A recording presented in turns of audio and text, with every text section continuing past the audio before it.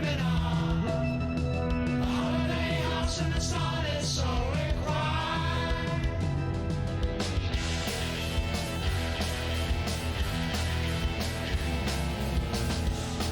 When the cat can look after itself, and the book can take care of itself, and the pictures relies on itself.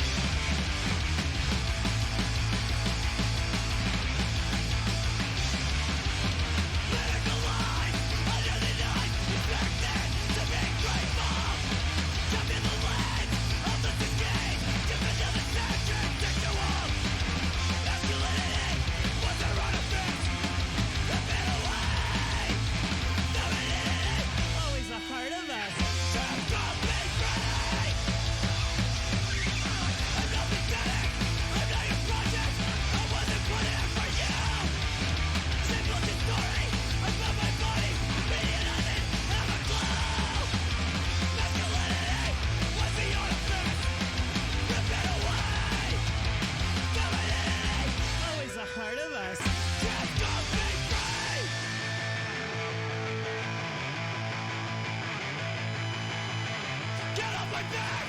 Get off my back! Get off my back! Get off my back! Ah! Get off my back! Get off my back! Get off my back! Get off my back!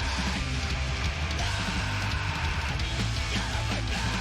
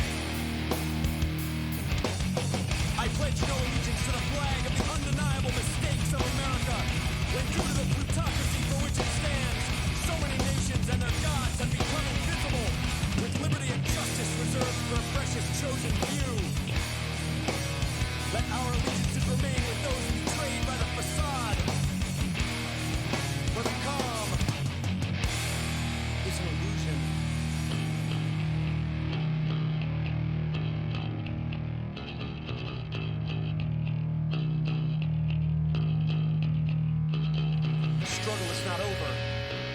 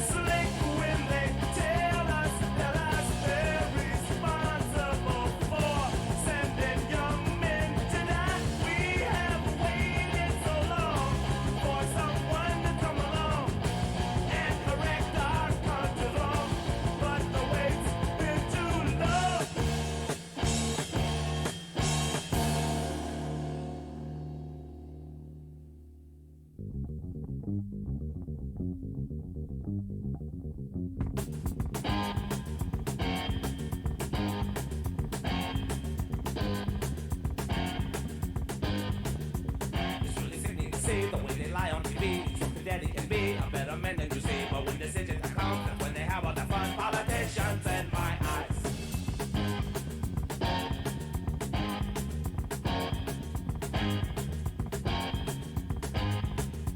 They're always trying to convince us like we don't have the sense. They look just like kings and queens, but they do real stupid things. But they use truth to them because you're their biggest friends. Politicians in my eyes.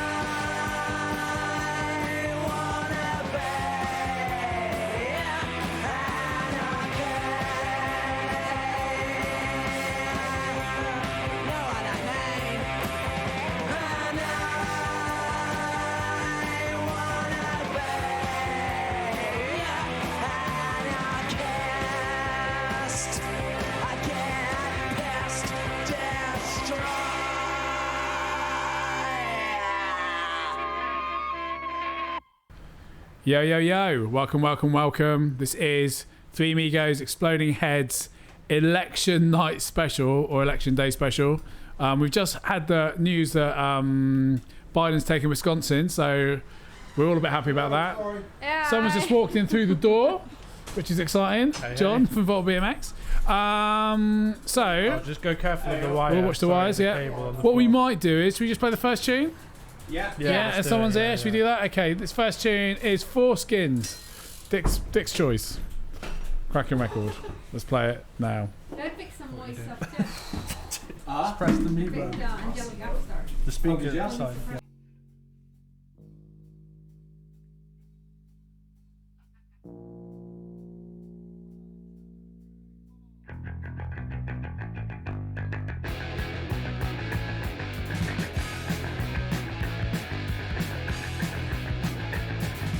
Just let's go, you can't find no word.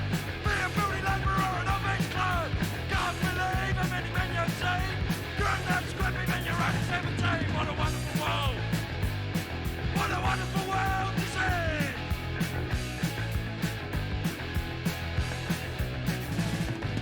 Standing on the street, you wait for a bus. Old Phil can try and nick up a sass. You can tell them you're doing nothing wrong. They tell you not to sing the same song. What a wonderful world. What a wonderful world this is.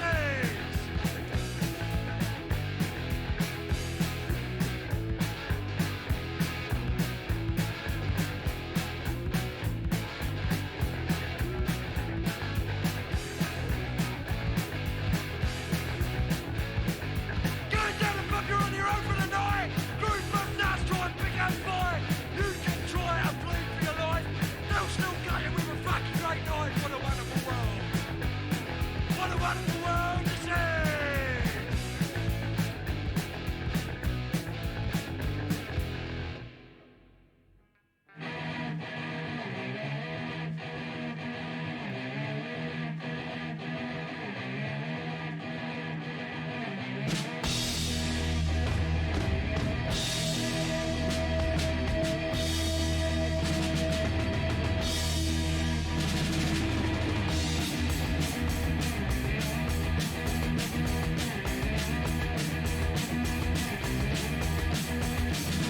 I'm just scared to take the ball is depression. I'm going on my head and it's got no impression. I'm gonna go out for a walk. I'm gonna sit down and let go. The rush me out and the rush me to wine. Have you ever seen Gold Men cry? Police, police, police suppression. Police, police, police suppression.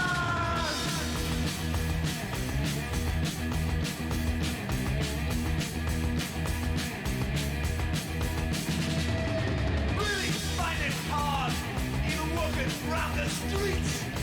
Hey, I know you, son. I love you off your feet. Say something and finish the divide. Shut your mouth down, I love you on the floor. Police, police, police suppression. Police, police, police suppression.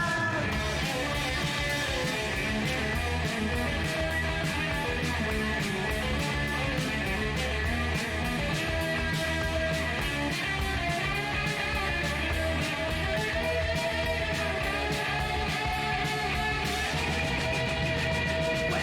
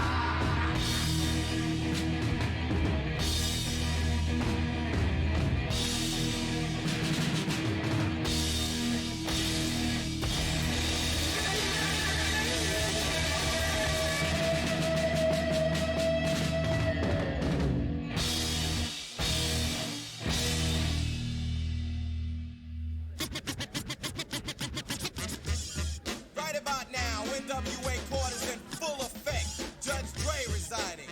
In the case of NWA versus the police department, prosecuting attorneys are MC Ren, Ice Cube, and Easy motherfucking E. Order, order, order. Ice Cube, take the motherfucking stand. Do you swear to tell the truth, the whole truth, and nothing but the truth, so help your black ass? You goddamn right. Won't you tell everybody what the fuck you gotta say? Fuck the police coming straight from the underground. A young nigga got it bad cause I'm brown. And not the other color, so police think they have the authority to kill a minority. Fuck that shit cause I ain't the one for a punk motherfucker with a badge and a gun to be beaten on. And thrown in jail, we can go toe to toe in the middle of a sale. Fucking with me cause I'm a teenager with a little bit of gold and a pager. Searching my car, looking for the product. Thinking every nigga is selling narcotics. You rather see me in the pen than me and Lorenzo rolling in a benzo. Beat the police out of shape, and when I finish, bring the yellow tape to tape off the scene of the slaughter. Still getting swole up bread and water. I don't know if they fags or what. Search a nigga down and grabbing his nuts, and on the other hand, without a gun they can't get none. But don't let it be a black and a white one, cause they'll slam you down to the street top. Black police showing out for the white cop. Ice Cube will swarm on any motherfucker in a blue uniform. Just cause I'm from the CPT, punk police are afraid of me, huh? A young nigga on the warpath, and when I finish, it's gonna be a bloodbath of cops dying in LA. Yo, Dre, I got something to say. Fuck the police. Fuck the police. Fuck the police. Fuck the police. Example of scene one. Oh shit. Now what the fuck you pull me over for?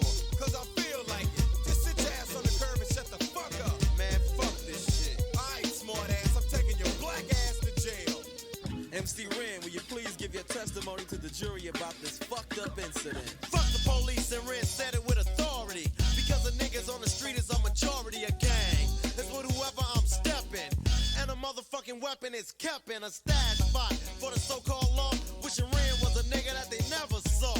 Lights start flashing behind me, but they're scared of a nigga, so they mace me to blind me. But that shit don't work, I just laugh, because it gives them a hint not to step in my path. For police, I'm saying fuck you, punk. Read my rights and shit, it's all junk. Pulling out a silly club, so you stand with a fake ass badge and a gun in your hand. But take off the gun so you can see what's up, and we'll go at it, punk, and I'ma fuck you up. You think I'ma kick your ass, but drop your gat, and Ren's gonna blast. I'm sneaky as fuck when it comes to crime, but I'ma smoke them now and not next time. Smoke any motherfucker that sweats me, any asshole that threatens me. I'm a sniper with a hell of a scope, taking out a cop or two. They can't cope with me. The motherfucking villain that's mad with potential to get bad as fuck, so I'ma turn it around. Put in my clip, yo, and this is the sound. Yeah, something like that, but it all depends on the size of the gap. Taking out a police would make my day, but a nigga like Ren don't give a fuck to say. Fuck the police. Fuck the police. Fuck the police. Fuck the police. Yeah, man, what you need? Police, open up. We have a warrant for Easy's arrest. Get down and put your hands up like I see 'em. What the fuck? Get out there, man. What did I do? Just shut the fuck up and get your motherfucking ass on the floor. But I didn't do shit. Man, just shut the fuck up. Easy E, won't you step up to the stand and tell the jury how you feel about this bullshit? I'm tired of the motherfucking jacking. Sweating my gang while I'm chilling in the shack and shining the light in my face, and for what? Maybe it's because I kick so much, but I kick ass. Or maybe because I blast on a stupid ass nigga when I'm playing with the trigger of an Uzi or an AK. Cause the police always got something stupid to say. They put out my picture with silence, cause my identity by itself causes violence or E with the criminal behavior. Yeah, I'm a gangster, but still I got flavor. Without a gun and a badge, what do you got? A sucker in a uniform waiting to get shot by me or another nigga. And with a gat, it don't matter if he's smaller or bigger.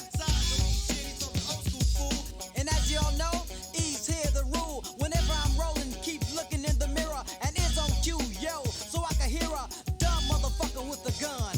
And if I'm rolling off the 8, he'll be the one that I take out and then get away while I'm driving off laughing. laugh, and this is what I'll say. Fuck the police. Fuck the police. Fuck the police. Fuck the police. The verdict.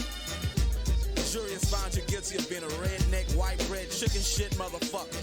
Wait, that's a lie. That's a goddamn lie. Get him out of I here. want justice. Get him the fuck out my face. Justice. Out right now.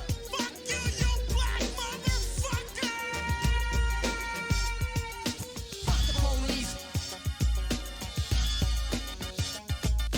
Fuck the police. Fuck the police.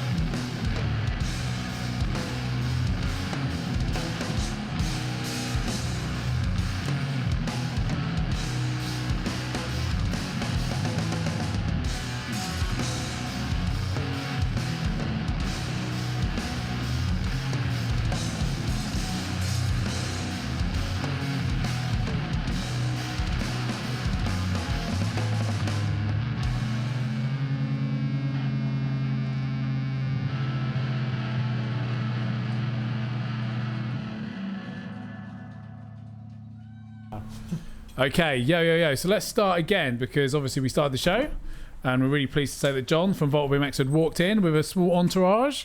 So that was great, but it was a little bit exciting. So we played some records. So we started that show off with some pretty killer loud records. Started off with Four Skins, Wonderful World. Dick, that's one of yours? Yeah. Yeah, anything you want to say about these guys? Not really. All right, moving on. Firstly, we should say we're sort of starting back to front. Is everything good? Is everyone all right? Dick, are you all right, mate? Yeah, I am. Just knocked the tea over. Oh, that's good. Oh no, okay, so it's all going well tonight. Andrea, are you okay? No. No, well, come on, you must be. How we just? Well, I haven't had any sleep. No. I've been following the politics in America for like, I don't know, a year now, right? Probably longer. Yeah, longer than that. So You probably since the voting age, haven't you been following the politics in London? It took me a while to be able to vote, which is a pain. I finally did like a month ago. And your vote's been counted. Is Trump likely to demand a recount of your vote? Probably. Probably. Yeah. Well, And what state are you? New York. But he's not going to win New York, is he? no. He's already lost it. Yeah. New York hates him. Yeah. So which is good. Anyone but, in the cities. Rightly so. But I think the damage has been done now, so it's going to take. America's in a bad place, isn't it? I mean, also we're in a bad place too here. To be fair, I mean it's pretty mirrored, isn't it? Really, I think the divisiveness. But you're okay. He's just taking Wisconsin, so come on, reasons to be positive. Yeah, I feel bad for my parents because their neighbor have the Trump sign up, so it's not good for them to see it. Nah, You no. know? It's the divide, isn't it? The divide is just like so much more than it is here, I think. Like, the tribalism. Tribalism. They left Chile because of a dictator.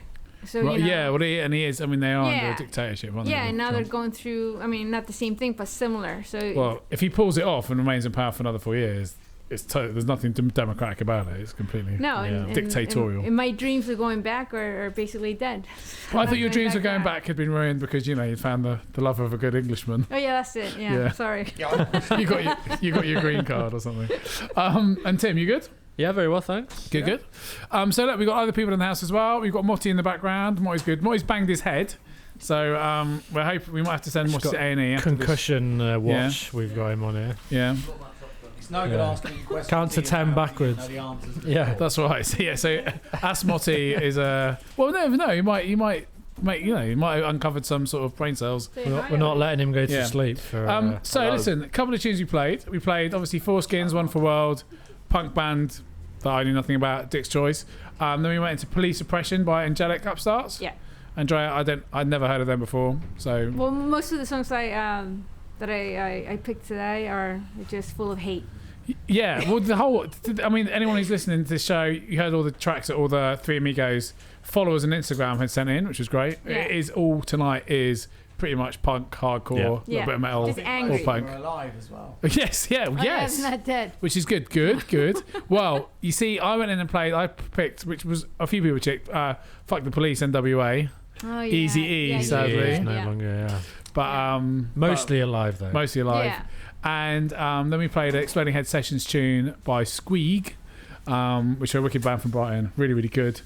If you want to check out any of the Exploding Head Sessions tracks that Tim here has wonderfully mixed and mastered, go and check out Exploding Head Sessions SoundCloud page. We'll put links up, all that kind of stuff. It's good lockdown fun. There's I can't remember how many sessions we've got. Mate, up there, well, you've still got about 8 to mix. Yeah, as well, we've got loads at some to point. do as well. But And we'll get bands in at some point. But we're going. So really exciting. Lots of stuff happening tonight. We've got John in from Volt BMX. He's going to be chatting about BMXs, bit of skateboarding, music. Him and Dick are going to talk about things back in the day, which is great. A bit like last week's with Alex and Wonk Unit, which was great. So let's play some more records. I'm going to play a record now. Now this is probably going to change the mood slightly in that it's not particularly punky, but I think you'll like it. These guys are called the Burning Hell. They're kind of like the guy behind the Burning Hell who's like one of the forerunners in the anti-folk scene. And this tune is called Fuck the Government.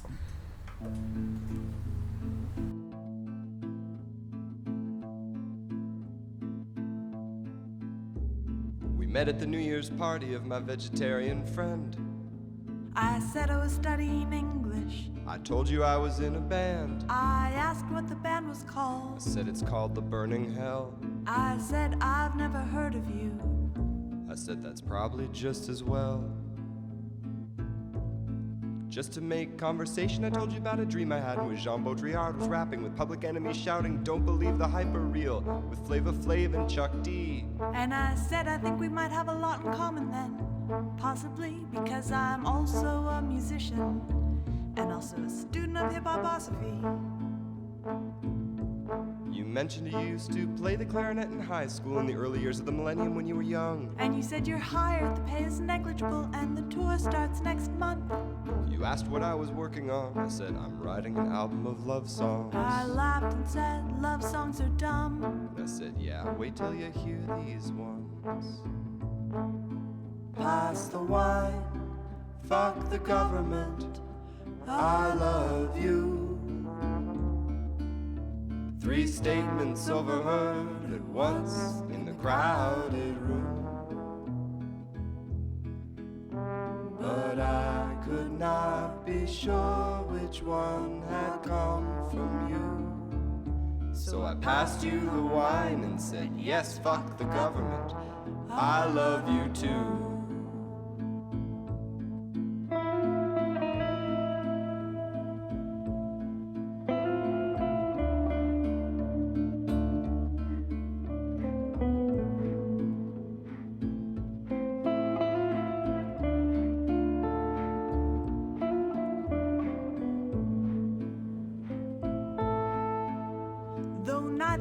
Accomplished dancers, we danced a little bit. My vegetarian friend was playing the hits of Will Smith, and we got jiggy with it there on the dance floor. The living room dance floor, that's where it happened. You stole my heart. I stole a kiss.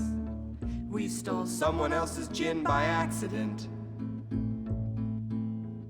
At some point we got cornered by an amateur poet neither of us knew. Either he had no one else to talk to or couldn't pick up on simple social cues.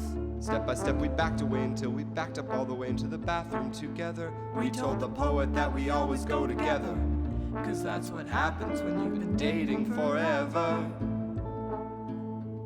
We stayed in there for ages hoping the amateur poet would go. It was awkward. We came out and found he discovered someone else to bother, and suddenly it was midnight and old anxiety time, countdowns and gratuitous public making out. And we started shouting, 'cause everyone else was shouting. And isn't it fun to shout? Pass the wine, fuck the government, I love you. 3 statements overheard at once in the crowded room. But I could not be sure which one had come from you. So I passed you the wine and said, yes, fuck the government, I love you too. Pass the wine, fuck the government, I love you. 3 statements overheard at once in the crowded room. But I could not be sure which one had come from you. So I passed you the wine and said, yes, fuck the government, I love you too.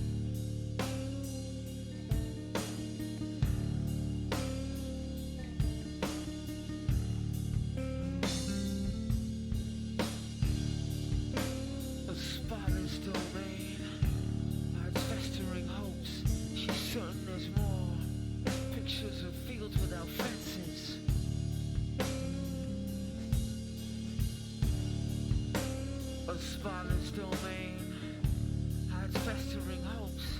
She's certain there's more. Pictures of fields without fences. Her body knows as he approaches the door. As he approaches the door. As he approaches the door. As he approaches the door. As he approaches. From fathers, make good fathers. Revolver, hey, revolver. From fathers, make good fathers. Revolver, hey, revolver. From fathers, make good fathers. Revolver, hey, revolver. From fathers, make good fathers. Revolver.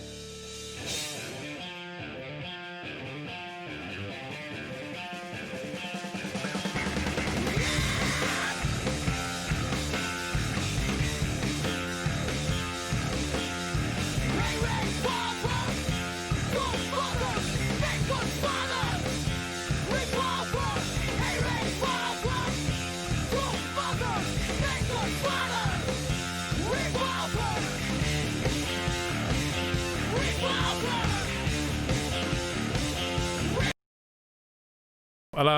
Right, okay, a little bit abrupt ending. Another abrupt ending there. But two very different tunes, but also equally as political. I've just fucked something up, but Tim's fixing it. That's why we have him in. So started off with the Burning Hell, which I don't think anybody probably appreciated because they're all busy chit-chatting because they're all catching up. But definitely check out the Burning Hell. Fuck the government. It's a good tune. To be honest with you, the rest of his album is okay, but I thought that was a good tune. And then straight after that, man, Tim's suggestion, Revolver, Rage Against the Machine, yes, has kind of created a bit of a massive debate or conversation about rage. So Tim, do you want to start us off? Obviously a really important politically fused charged band. Yeah, absolutely. I mean, probably if the most charged politically band, certainly from when I kind of started listening to music, I guess, like properly. To a certain generation. Mainstream, yeah. Yeah, for sure, yeah. The first album, obviously, one of the most famous political albums of all time. I chose this song, Revolver, because I was just saying to you guys, like, their second album, for me, is actually my favourite album of theirs. I just think it's got a different sound to the others. It's a bit less live sounding. I think it's a bit more polished, and you were saying that people maybe didn't. Yeah, I think when it came out, received when it came out. Yeah, so John, obviously you're a fan. So I was about 14. I remember I got into Rage. I was probably about 14, and I saw them play at Glastonbury in '93, which was kind of like. I was at that Glastonbury. Man, you know, did you see the Beasties as well? Did you see I missed the gig. So we went to that Glastonbury. I think that was '94. It might have been '94. Yeah. So we jumped over the fence for Glastonbury, and we wanted to see Tool and Rage Against the Machine. But they played back to back, and we missed both of them. So we went to Glastonbury, spent the weekend there, and didn't see anyone. So that was because I used to go to Glastonbury with the family, and that was the first year I was kind of allowed to go off on my own. So I remember there was the Beastie Boys played on the smaller stage at like 7 o'clock on the Friday night, and then I trundled over and caught Rage Against the Machine or something like that. And it was Beastie Boys was like the all communication stuff, so it was a pretty cool couple of hours. I think it was '94. I know that band Censor they played. We saw. They're like the British kind of rap version. Yeah. But yeah, man, I like. So again, Tom Morello, really important guitarist, I'd say, for a certain generation. And I remember when that album came out, the second one. I remember as a kid, I was a teenager, really waiting, so excited about another Rage album coming, and being a bit disappointed when that came out. It felt a bit. I think people just waited and waited because you wanted more like the old stuff. But you said, John, you said you saw them play. I saw them support Suicidal Tendencies, the first UK gig they ever did, cool. I think it was. Or I'm not sure about the first performance in the UK, but it was the first tour that they did. London might have been the first date, but they didn't have a record out. They played in, say, October, I think it was, at the Town and Country, which is now the Forum. Right, so it's a fairly small venue. I mean, the Forum's not huge. Well, Suicidal Tendencies were the headlines. Yeah. They played, and they were fucking amazing, and they were really angry. They were really tight, and we didn't have a clue they were. We didn't know the bands before the guys were in. They was in bands before. And we all searching for records, and the record didn't come out till like the spring the next year. And I remember when it came out, we were all over it, but as soon as they got popular, we was like, became a bit uncool. We lost interest. But which recently I've become interested in them again over the last few years. So, I mean that they were just I'm trying to think of like bands for me growing up with kind of like political bands. They were probably like one of the only. I mean, I was growing up, I guess, in the good years. You was younger. New Labour and everything else. You know, I mean, times were kind of rosy at that point. I was like 19 or so. So we was kind of real far in it by then. Or not far in it, but we'd already discovered some bands that were quite a bit deeper underneath the woodwork. Just think as well, one of the hardest things to merge, even at that time, three things: metal, rap, and politics, without at least one of those elements being like cheesy or horrible. So it's like it's pretty impressive on that. I mean, I must, because I listen occasionally. I'll go back to that first album. It's more of like a nostalgia thing, and I do love it. But I might listen to it once and then not play it again. There's some bits of production which are kind of a bit hammy. There's a tune like when there's a bit of slap bass. But it is really. But I was trying to. I was getting on to telling you when the song finished. So that first album, the reason it's so amazing is because it's recorded entirely live in the studio, and so there's this amazing documentary that Dave Grohl put together, because he bought, it's like I think it's like Sound City Studios it was called, and it's like a really, really old famous studio, and they had to sell it because it was all analog and they ran out of money. So Dave Grohl bought the mixing desk and put it in his own studio, but then he did this series of a documentary where he looked at some of the albums that were made on the desk, and the Rage Against the Machine first album was recorded in that studio on that desk. But because it wasn't working in the studio environment, they wanted to make it more like playing live again. So they just invited loads of their mates, and they all just sat in the room with them, and they just played the album like it was a gig. And the engineer just hit record, and that's why parts of it, like some of it, like if you do listen carefully, there are bits where you can tell it's not like they've not played it quite right, or like, but they just kept everything and just released it because they just wanted that specific live sound, which I guess is why the second album does sound so different, and like that's quite amazing. There is in the documentary at least, there's video footage of them recording the album, and obviously all their friends on the floor just like.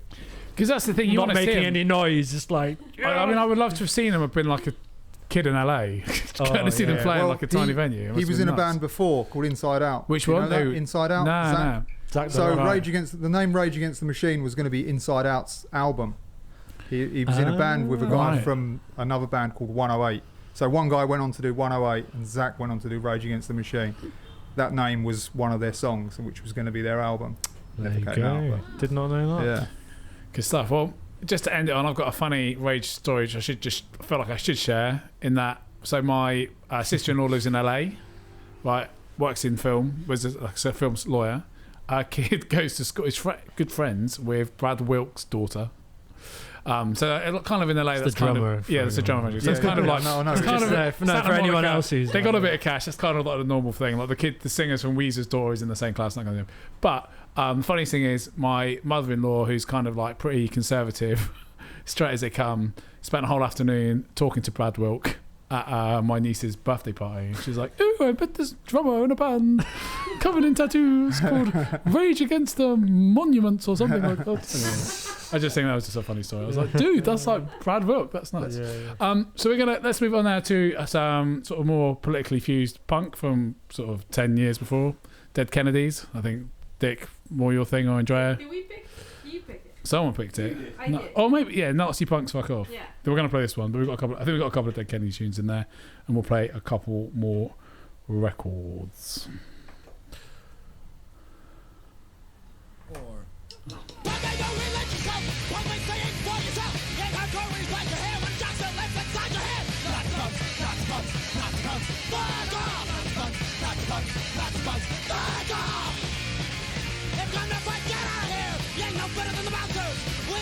people ain't see you ain't the cops that ain't anarchy. That's punks, that's punks, that's punks. Fuck off! That's punks, that's punks, that's punks. Fuck off! Take back your point, what a man! They fight each other, the police state wins. Stop your backs and trash our holes. Trash your bank if you got real balls. That sounds like guns to guns for cool. Realize things on your school like coaches, businessmen, and cops and the real boys making it the first to go.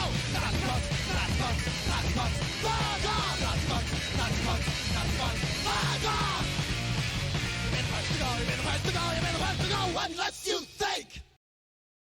Obsessed with the taste of flesh. Black Panthers in the CIA, and doing sharper with a stupid slang. We've gone and dug our road home, cause everybody knows we ain't our own. Computer with the battle in hand, they're shooting ourselves in the fight. So busy fighting each other, while the real veterans run for cover. We shoot our own leaders down, before those powers get their chance. So they sit back and laugh, while we destroy ourselves. Wake up and shut up. We become our worst enemy. Wake up and shut up. We become our worst enemy.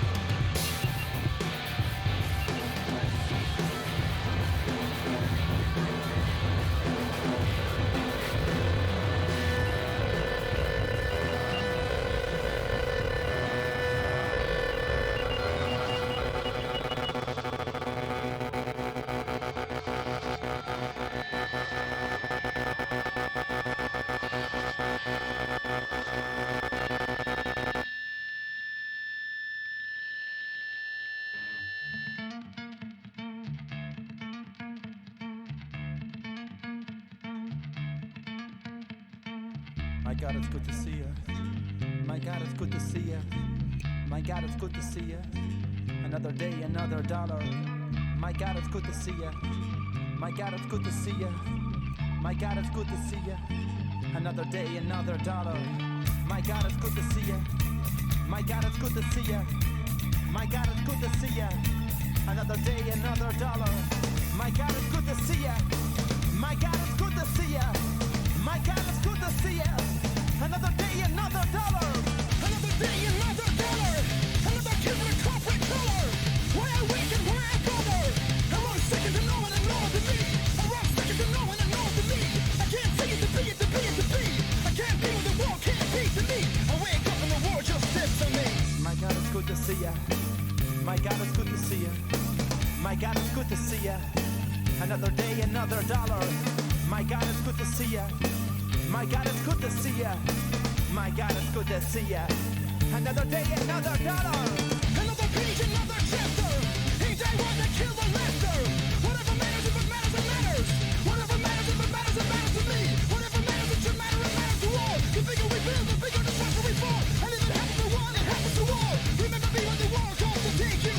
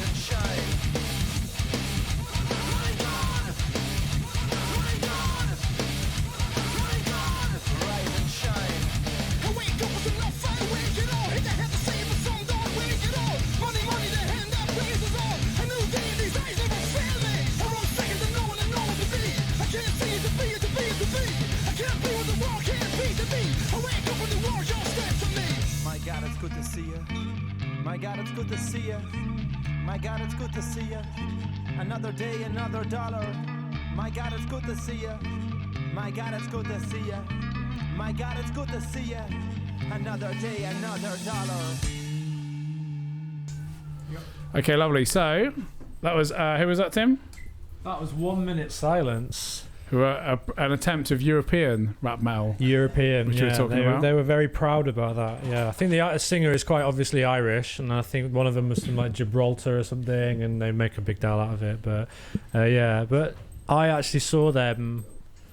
I was just mentioning, like when I was about 17, Slipknot was kind of my first big arena gig that I went to, and 1 Minute Silence. It was a 1 Minute Silence and a band called American Head Charge, who are also part of that kind of classic, like sort of the emergence of new metal.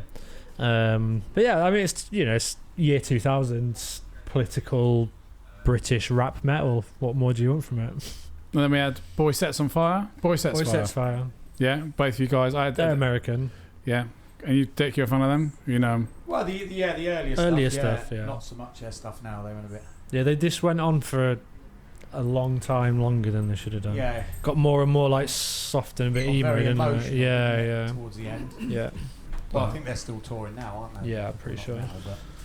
Good. So, lots of stuff going on, I suppose. We've got some exciting... Should also reveal, obviously, last week. Well, first things, the Zorg T-shirt competition. That's the winners last week, but we did throw a little bit of a curveball in about how we were going to put all the other designs to the people. And the people have decided on a design which will get printed. And so we want to announce that it was Ill Tempered that won the design, which is very, very good. So, yeah, congratulations, Ill Tempered. So, Dick. Can we say how hectic it was this whole week? Yeah, why don't you get that mic there? Yeah. Yeah, it was like people were just voting non-stop. Yeah. Well, that's good, right? Yeah. People were up lots of in for it. What? No, it's just quite entertaining. Doesn't sound very hectic. It was for me because I was dealing with it. Yeah. Was it like a build-up? Did it help prepare yourself for the current the second most important election of the week after the Zorg T-shirt? It was. Yeah. It was tense at some point. It was like 48, 52. Yeah. We kept getting walk. tagged by people, like vote for my brother-in-law, vote for my sister-in-law. So it's just like yeah, battlegrounds. That's it's a word I've heard a lot recently. Battlegrounds. The battlegrounds of. Well, that's good. So well done, ill-tempered. So Dick, how long do you reckon before we see the Zorg T-shirts? Obviously, Zorg's going to be down. Is going to be down a bit later. Well, the printer's working throughout anyway, lockdown. So brilliant. I'm going to send in the designs probably within a week or two. Brilliant. That's exciting. So keep an eye out for that. Yeah. And still got. You could see that the prison style tattooist came down. Boards, he signed them all. Brilliant. Well, apart from one pile, but. So he did the majority of them, so they're going. So that's good, and then go. Obviously, some proceeds go to charity. Yeah, and it's signed, so it's just like buying a piece of art for you, sort of. That's exactly what it is. Exactly, get it on the wall. Very nice. Art on wheels. Yeah, and then obviously we're all going to be affected by lockdown, but we are going to carry on doing the show. We've decided. And next week we've got Adam Hogarth coming down, who's a skater and an artist, and he's also bringing his mate. He's like friends with some weird animal that's a bit like Zorg called Bokotsu. So it's going to be interesting next week. Definitely want to watch that. It's going to be a meeting of minds. Yeah, meeting of minds. But like I said, Zorg is going to put down later. He said because it's dry, he's not going to come via BMX. He's going to come down on his skateboard. Yeah. So that's good, isn't it? So he's cruising. Spot on. Currently cruising down Kentish Town High Street. It's going to rain though later. So is it? Well, that's getting back. And then obviously lockdown, Dick. Shop staying open though. Well, we'll be kind of open. We'll be here selling stuff if people need it. Yeah. We go to the website? Yeah, we won't be officially open. And go on the website. We've got some bikes here, so it looks like we're a bike shop. That's what I think. There's your loophole, yeah? Yeah. I'll give you some tyres if you want. A couple of inner tubes. Essential. Because bikes are more essential than skateboards, I suppose, in that more people ride bikes. People need to travel. Yeah. Commuting. Cool. Bikes and pet shops. Yeah. Bike and pet shops. And McDonald's. Yeah. And John, for Volt BMX, is there much going on in the shop at the moment, or anything exciting? Right. It's fairly decent, yeah. Yeah. Had a couple of quiet weeks due to the weather, I think. It has rained a lot. It's fucking rained every day. It's been shit. For like 4 weeks. Yeah, so. it's horrible. Isn't it? Yeah. All right. Yeah. Okay. Well, let's play some more records. Tim, have you lined anything? Queued up something? Well, that song that you wanted to play. Oh yeah. So this is kind of like a children's song. This is kind of like it's a bit of a kind of crusty. Actually, you know what? Talking about sort of Glastonbury and the Lies, it kind of reminds me. Do you know the sort of crusty, sort of new agey traveller kind of types that would. We may have been one. I don't think you probably were. I wasn't one. You know the types I'm talking about. I sort of see these. I'd see these. I was close to one. Yeah. As a young teenager, I see these people and be like, "What the hell's going on here?" But this is a band. I thought it was funny. Russell, who does a lot of the artwork for the Tuck Shop stuff, he did the artwork for these guys, and it caused such outrage when it came up. It was on the front page of the Daily Mail and that sort of stuff. Yeah. So the band are called Kildren, and their tune is called "Kill Tory Scum." So let's play it. We export growing quantities of stuff of all kinds. To Europe we export, I'm proud to say, we export cake, particularly dense and glutinous kind of chocolate cake. We export from Walthamstow to France. They love our cake in France. Tory, Tory, scum, scum, scum. We gotta rip the country up. Tory, Tory, scum, scum, scum. We gotta rip the country up. Tory, Tory, scum, scum, scum.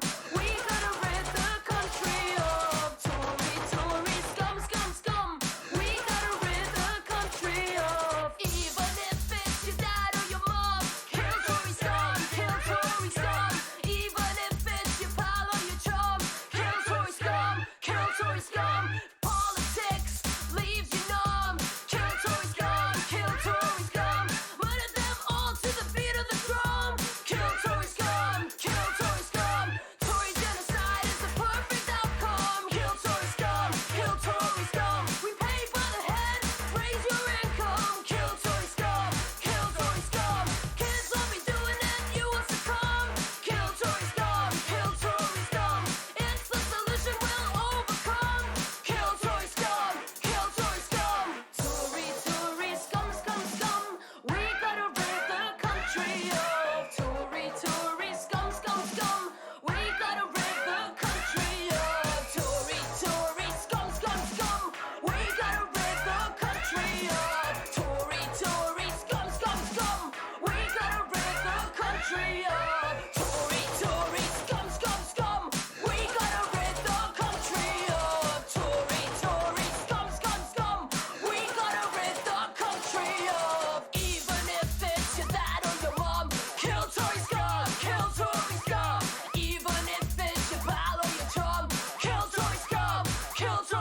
scum. Politics leaves you numb.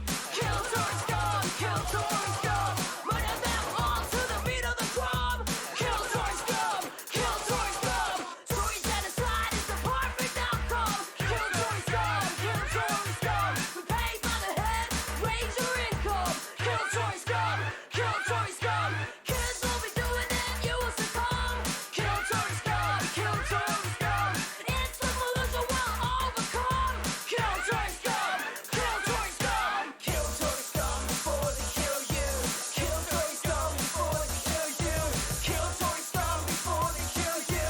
Kill Tory scum before they kill you.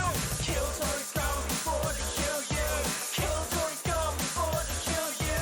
Kill Tory scum before they kill you. Kill Tory scum before they kill you. Kill Tory scum before they kill you. Kill Tory scum before they kill you. Kill Tory scum before they kill you.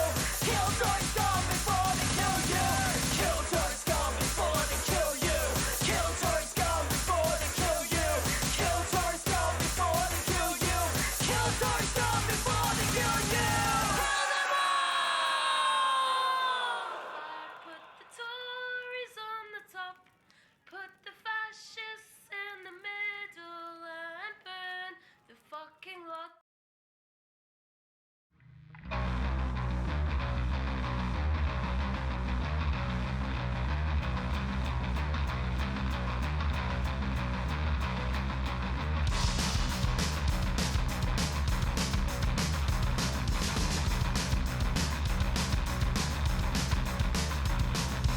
If you want the clouds to bright me, ask no one else.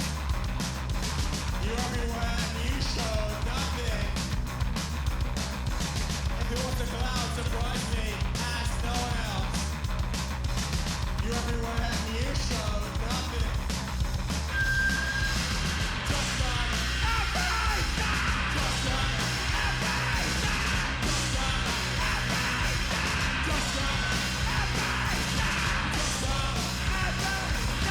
Just run, everything! Just run, everything! Just run, everything!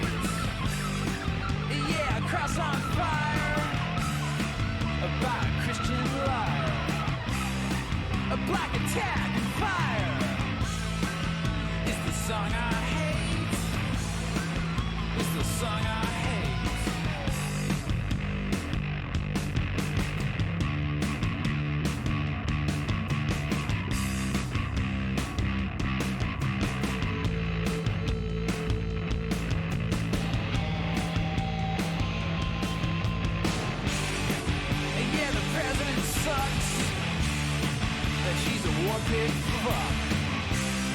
Your shit is out of luck. It's the song I hate.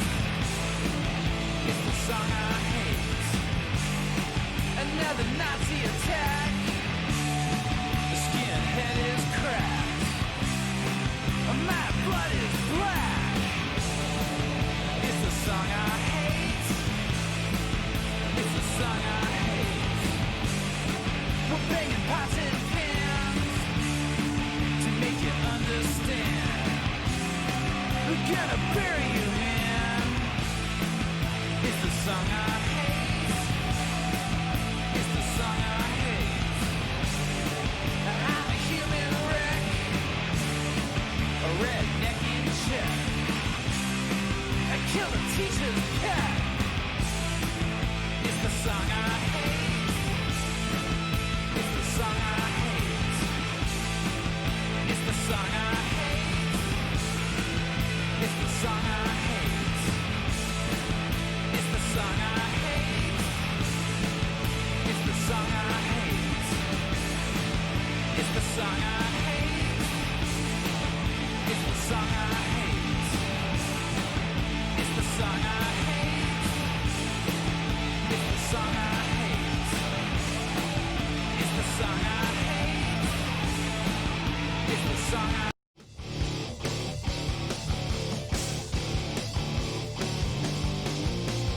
Scared of it, scared of it, scared of it, I'm scared of it, and I'm scared of the police, I'm scared of violence, I'm scared of handcuffs and shotguns, I'm just too scared.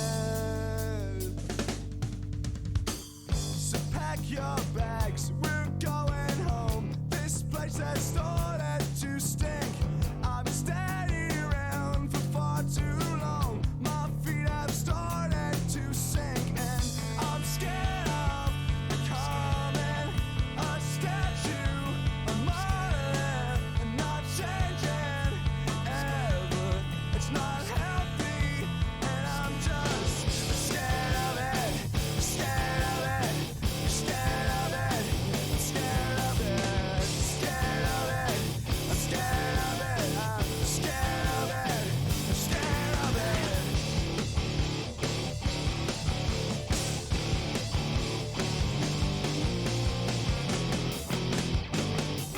Wake that away.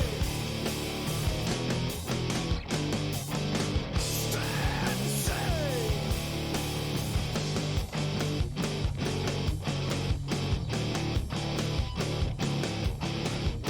I'm scared of it.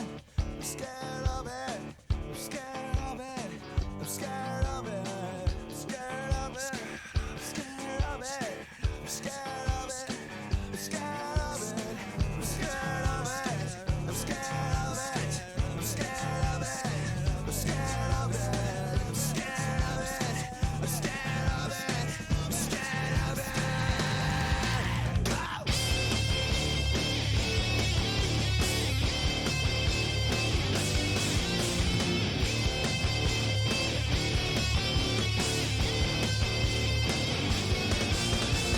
And I'm scared of the police, and I'm scared of violence, I'm scared of the handcuffs and shotguns, and I'm scared of your anger, and I don't know what causes it, and you know that it hurts me, but I like you. Ian Morris, is he messaging again? Cool, we're back. Stop slurping, get chatting. We're back, Jack. Jack, as per usual, this time of the night, got a little bit hungry, disappeared off. While he's gone, I just thought I'd introduce a few of the songs that we just played. So we have the Exploding Head session track from Bo Grits from back at Lock Tavern many years ago, it feels like now. We played a Culture Shock tune. I think that was yours, Dick. Yeah. 20 questions. It's a good one. And then classic Sonic Youth tune, Youth Against Fascism, which I think, is that yours again, Andrea? Yeah. Part of your angry political playlist for tonight. And then a tune of mine, which is Ruben, a song called Scared of the Police, which is from back in the early 2000s, which, yeah, it's a really cool song. But I think I just heard the door go. Oh. And that's what we were just talking about, those records. Old Zwog's coming. Old Zwog's turned up. Come in, Zwog, come in. Come meet, making some new friends. Good evening. Thank you, Zwog. Nice to see you. You haven't introduced yourselves. Yeah. Supposed to have a little introduction. This is John Zwog. Come in, you know where to go, Zwog. What's going on then? Mic.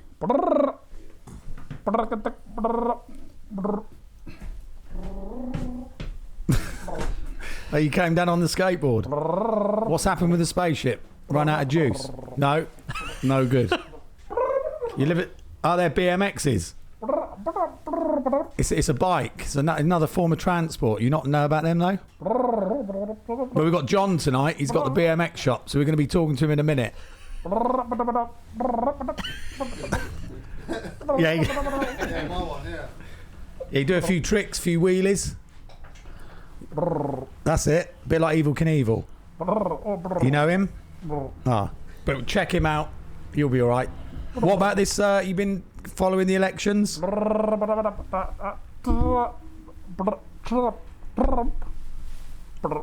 No good. Trump That's bad, right. is that? I think you that think was he's a on the Trump. way out?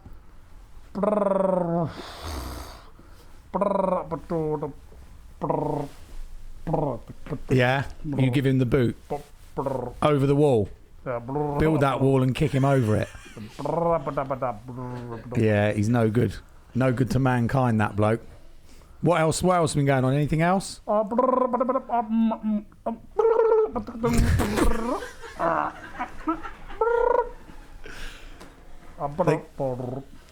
Is that one of your skateboarder mates out there? Yeah, the clam. Just went past the shop. But we sorted the winners anyway. You know about them? T-shirt winners, sticker. Yeah, Zwog on the front, Zwog on the back, ready to go. 2 weeks they should be here.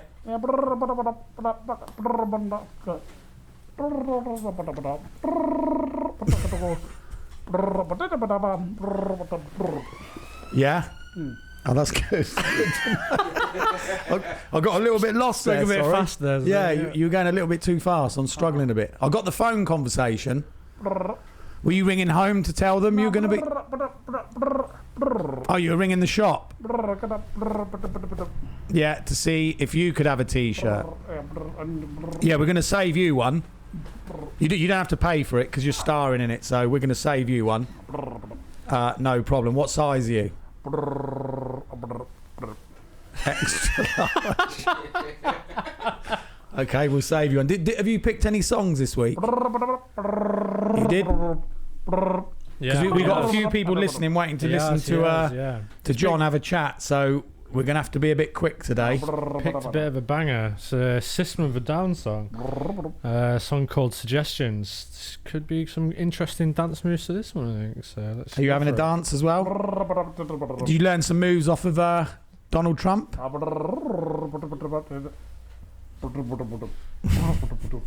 It's like the old truffle shuffle. Here we go. An overgrown Oompa Loompa. You ready? Let's do it.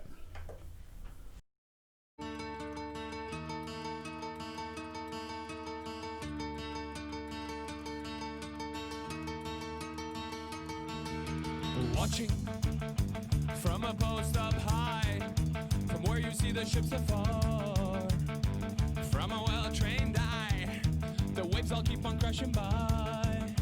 If you are the light post, then you own the working class. But if you want the answers, you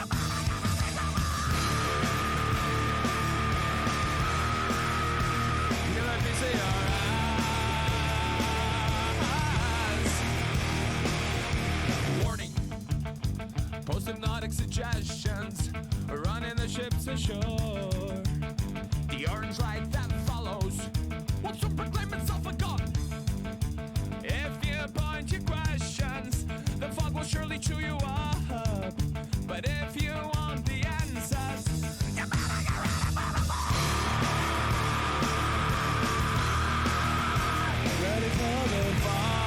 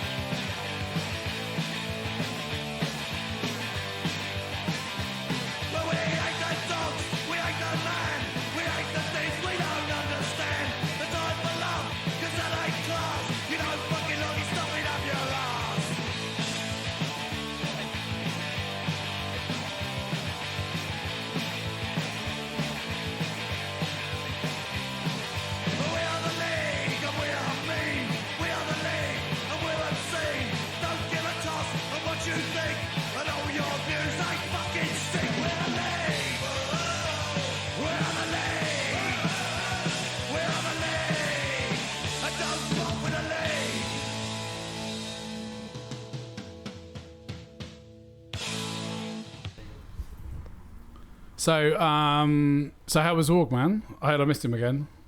Yeah, as per usual, he's great. Came on his skateboard. Now wants to. Like last week when I was coming back from the pizza, I saw like the flashing lights of his spaceship. Well, you couldn't hear him because he's got cruiser wheels on smooth, so he kind of snuck in. Did you sort him out with that then? Some sweet setup. Yeah, we sorted him that out the other week. Ah, good. Had some of his skater friends with him. They just came zooming past. Right. What? Are they aliens? No, they look quite well. Earthlings. Look quite normal for Camden. yeah, fair enough. All right then. Well, John, mate, good to have you here. Welcome to Three Amigos Exploding Head. Sorry, mate. Thanks for coming. Is his levels good, Tim? Do you think? Is he all right picking up, speaking? Yeah. It sounds good. Right, yeah. Softly spoken, gent. So obviously you come down, Volt BMX. I know you and Dick have known each other for a long time. Given us an absolutely killer playlist, which we'll sync up in a second. Pretty much like a lot of the music we played tonight. Loud, furious. Better music played. Yeah. All right. Setting the scene. So I mean, Dick, what's about? How do we start this? What do you want to chat to John about? We just go in from the start, really. Yeah, start where you're from the beginning. Yeah. You know how you got into it. The sort of How we went into BMX. Let's go. Well, should we say first? Obviously, you got Volt BMX is your shop. Yeah. And it's, am I right? So I'm not that down with the BMX scene, but is it like one of the few BMX shops? It's the only. Is it the only one? It's the only one in. Like pure. From far and wide. Right. Yeah. There's probably. It's not like skating. Like dedicated BMX stores. There's probably. I'd be generous if I said there was 8 in the whole of the UK. Wow. Right. Sure. So it's yeah. And has that always been the case, or is it just something because it's a bike and it sort of gets sucked up by other bikes? Evans. As like skateboards can't really be sucked up by anything, I suppose. Nah. That's right. So yeah, you're up against other bike shops sort of taking which is fine, but they're dedicated shops. There's not many yet. And how long's the shop been there? 11 years. Right. Yeah. Right. Okay. Years, like the other week. So. Right. All right. Well, congratulations. Thanks. Good. And then Dick, how long, you guys have known each other for a long time, or? Probably how long? 20 odd years. 25 years. 20 something years. Yeah. Long time. And you met through BMXing? Through BMXing, yeah. At the in the 90s at some point, PlayStation. Yeah, it would have been PlayStation, wouldn't it, or Harrow, or one of those sort of places. So we used to. That was when there wasn't really any places to go like there is now. So Tuesday night was BMX night at PlayStation. That's where we all used to go. Rush home from work. Everyone from like around the surrounding areas in London used to all go to the Tuesday night session. So it's like a scene, which was called PlayStation then, which was basically 66. So that was a good session back then. Yeah. It was a place to go. Yeah, it was cool. It's good times then. Not like it now. Is there many places for BMXers? I mean, do BMXers hang out, or is it? Back then there wasn't that many skate parks either. Not ones that were good anyway. But that was Well, it was there, that was a good injection to the scene. Like, right. It was there. You had Camelos was still there. Meanwhile, the Gardens was there, but it was the old Meanwhile Gardens, so it was better than what's there now. Romford, there was Harrow was still there, wasn't it? There. But they were all pretty well. I mean, I know Romford is now, but Harrow was pretty run down at the time as well, wasn't it? Pretty bad. Loads of stuff was filled in and bad surface. As the BMXing, like, is it are BMXers light skaters? I mean, obviously they are, but is it like the scene light skating? I mean, is it like, do they sort of hang out? Do you get like, moved on by the police? And in some ways it's very, very close, but in some aspects of BMX are like a million miles apart. Like there's the Olympic thing, which is totally different to, I suppose it's the same skating. I mean, skating's kind of going on that, isn't it, I suppose? Yeah, it's totally like it mirrors skateboarding. Yeah. Exactly. Yeah. But a few years behind, really, isn't it? Yeah. I suppose. Yeah. It's probably, to be honest, it's probably 10 years behind. If you thought about it, industry and it's got to be, isn't it? From the 80s to now, because skating had a 10-year, obviously started 10 years before it, so you still maybe it's not 10 years, but it's a bit if you leveled it out to now, it wouldn't be 10 years, but it did start 10 years before, really. And that was back then when it all kind of, when BMXing came in, skateboards and BMXers were all pretty much together. So that was the thing, because you were saying, wasn't it, the BMXing? So there's a big divide now, though. Or, like everyone's fighting for the space, I suppose, on down the park. Is that kind of how it I don't even think it's that. It's just people think they're better than each other, don't they? And he's getting in the way, they're getting in the way. Everyone's in each other's way. Yeah. Because we in had a public that place, you know. Being brought up in Cornwall, so obviously surfing. So me and my mates were all brought up bodyboarding, like more affordable, smaller. We were like probably the first generation of bodyboarders, and now bodyboarding is like recognised as a thing. But so you was looked down upon by the surfers, right? Yeah, exactly. Okay. So the surfers hated us. They were like rats on trays, giving us shit. And that still does exist now, but we're like, fuck you fucking old surfers who think you're great with your 600 quid boards. So I spent a summer down there, so I was picking up on it again. But of course now it's great because everyone just hates paddleboarders. Okay, yeah. So like, just moved on. Found a mutual. Paddleboarders. Yeah. I think it's scooters now. Scooters, it used to be the rollerbladers. Scooters. Roller skates never seemed to get it though, did they? Too much. No, there's a lot of them this year as well. That's boomed. So that's a weird one, isn't it? So you've got, so BMX, and then you've always done BMXing, into BMXing. Yeah, what was it that got you into BMXing? I skated first, but in the 70s, my brother had a skateboard, and he's older than me, so I kind of inherited his skateboard, and just skated down hills. And we didn't have a skate park or anything. We just skated like locally. So I really skated first, but that, as everyone knows, that scene just got chopped in half basically. So were you BMXing? Because you were BMXing first, weren't you? Was that right? No, I was skating first, yeah, and then same thing. I think I was like 6 or 7. I was young. I was really young, like maybe even 5, but I must have been 6, I guess, if it was 77. So that dried up, and no one saw a skateboard for like fucking hell. Since 86 probably or since 85. 78 or 79. I don't think I saw a skateboard again until like 85. Yeah. So right, okay. So it was like the BMX boom came in. Just came through. Just went. Yeah. And that was what we were talking about before. Was with the magazines, it was all BMX, and then the skateboarding kind of took over, which is when BMXing sort of took a dive. Yeah. So when did you get into BMXing? I think 82 or 83. Yeah. I don't know the exact year, but it was like around the ET. Yeah, right. The ET stuff, and you'd see BMX on TV, like on kids shows and stuff. There'd be people like doing tricks on tracks or on a quarter pipe or whatever they might have set up. Eddie Fiola on Wackaday. Yeah, I was well in by that. By the time that was happening, Yeah. I saw those guys on that tour Doing the infinity rolls, that's where I learnt them. Eddie Fiola and Dave Breed. I remember the day it was raining and I was watching it on the TV. That Timmy Mallet. Yeah. And he had, I was like, what's that? It's before the and internet. I saw it, and then I went out. It was raining, so I had to wait for the rain to stop before I could go out and then learn infinity rolls. But they was only doing Flatland on that show, right? Yeah, it was in the studio. They had a king of the skate parks, like one of the main guys who did big airs, but they had him doing Flatland on TV. So. It's pretty pointless. Yeah, not the greatest. He was kind of known for that as well. But you can see it all now on YouTube, can't you? All that old footage of him. I haven't seen that for a while, but yeah, I remember it pretty vividly. Yeah.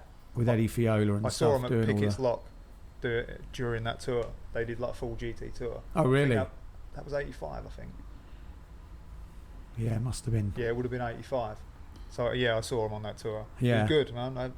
He 360'd off the. They had like a trick ramp, which is like a little mini quarter pipe basically, and Fiola did a 360 off it and blew everyone's minds. Yeah. Yeah. Still pretty good though. Yeah. Even now. I was going to say, has BMX moved like? Because obviously the evolution of skateboarding and the tricks, it's just gone crazy, hasn't it? Like, yeah. Especially in the last 20 years. Has that happened in BMXing as well? If you was to compare it, say someone did like a 4-foot or 3-foot air on a skateboard back then, and someone does a 3-foot air on a skateboard at Cantaloupe's out of the bowl, it's fucking still good. Yeah. So there is stuff that's still good. It's even though it's done very different, it's still cool. Yeah. But BMXing's gone a bit shit, isn't it? Not at Volt BMX. No, that's still the same. But the actual, if you were to look at BMX now, as in, that's BMX. If you went on YouTube and typed in BMX, you wouldn't get a tight jeans, nice no result. brakes, huge handlebars. It's not not what it was or what it should be. Or just bloggers, like vloggers or YouTubers or whatever. You get like a whole batch of them that just point a camera at themselves and kind of try and make themselves important. I mean, our era of it is when you're sort of we were kind of where you just make your own stuff. Like I remember cobbling together and nicking my old man's all his wood out of the garage, just hammering that together, and then we go up the woods and just we spent most of our time with like you didn't you? Up just digging stuff up the woods and riding up there and not seeing anyone for years. But and then we sort of, you know, then the PlayStation days, I suppose, when we started going other places and started meeting other people, and you're like, oh yeah, that's. Well, we never dug anything, but like back then, we just went to natural jumps. Like we didn't have shovels or anything. The first thing we built was a quarter pipe, and that was like in '84 when there was quite a bit of a boom in like, oh, this is the thing that you ride a BMX on. Yeah. So every few miles, some like dedicated BMX riders would cobbled together like some horrendous quarter pipe. Was it before like in the magazine where you just had 2x4, 4x2? Yeah, that's it. Before cut transition, it was just like before a cut transition. So everyone's quarter pipes were like 3 stages. They were like boof, boof. Yeah, and that was the best. I remember first seeing one of those. A kid at our local newsagents had one, and he had Harrow freestyler and all that because his old man had loads of money, and we were like, this is amazing. But then it was shit. Yeah, it was really difficult to ride. Yeah, of course. People could ride them now, but like back then when you didn't have a clue even how to do anything, it was like, man, you couldn't do anything with these things. A couple of times, like our one wasn't too bad. We actually packed it out with cardboard. Yeah, all right. To make it a bit smoother, and it did work. We was only 12 or something. Yeah, So we were only light, so that worked. And then we built another one. Well, we built 2 after that, and they were just horrendous. They were like Jersey barriers, kind of like bop, bop, bop. Yeah. Great. Well, you've got a cue record. Music. Is there any? Can you remember any of the tracks? Should have actually, you know, if we were really professional, we'd have run through it. We'd have worked it all out. But is there any records? Any particular records you want to play first? We've got DRI, Midnight. Yeah. Judas Priest. You got Trial. Or was that missing? That seems to be missing. There might be in the other. I have a feeling that's might be in the archive. No, it might be in the. It might be in the other playlist. But we've got L7. Inside Out, Power Trip. Yeah, I'll go on Inside Out because you done Rage Against the Machine speech earlier, so we're going to do that. All right. Oh, of course, yeah. I've not heard this before. This is going to be interesting. Wicked. Let's put on.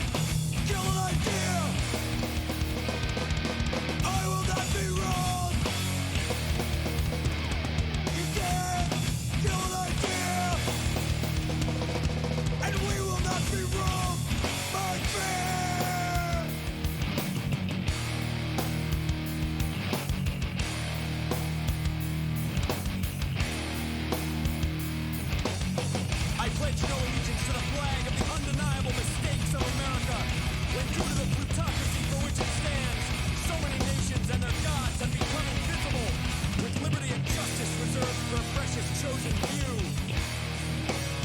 Let our allegiances remain with those betrayed by the facade. For the calm is an illusion.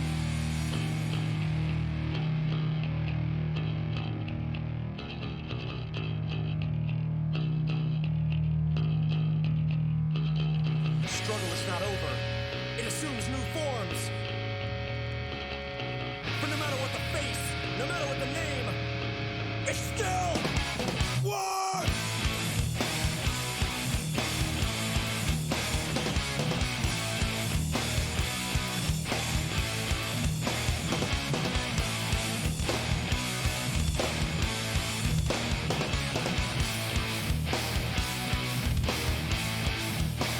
The laws are silent! The laws are silent! The laws are silent! The laws are silent! Anti of war!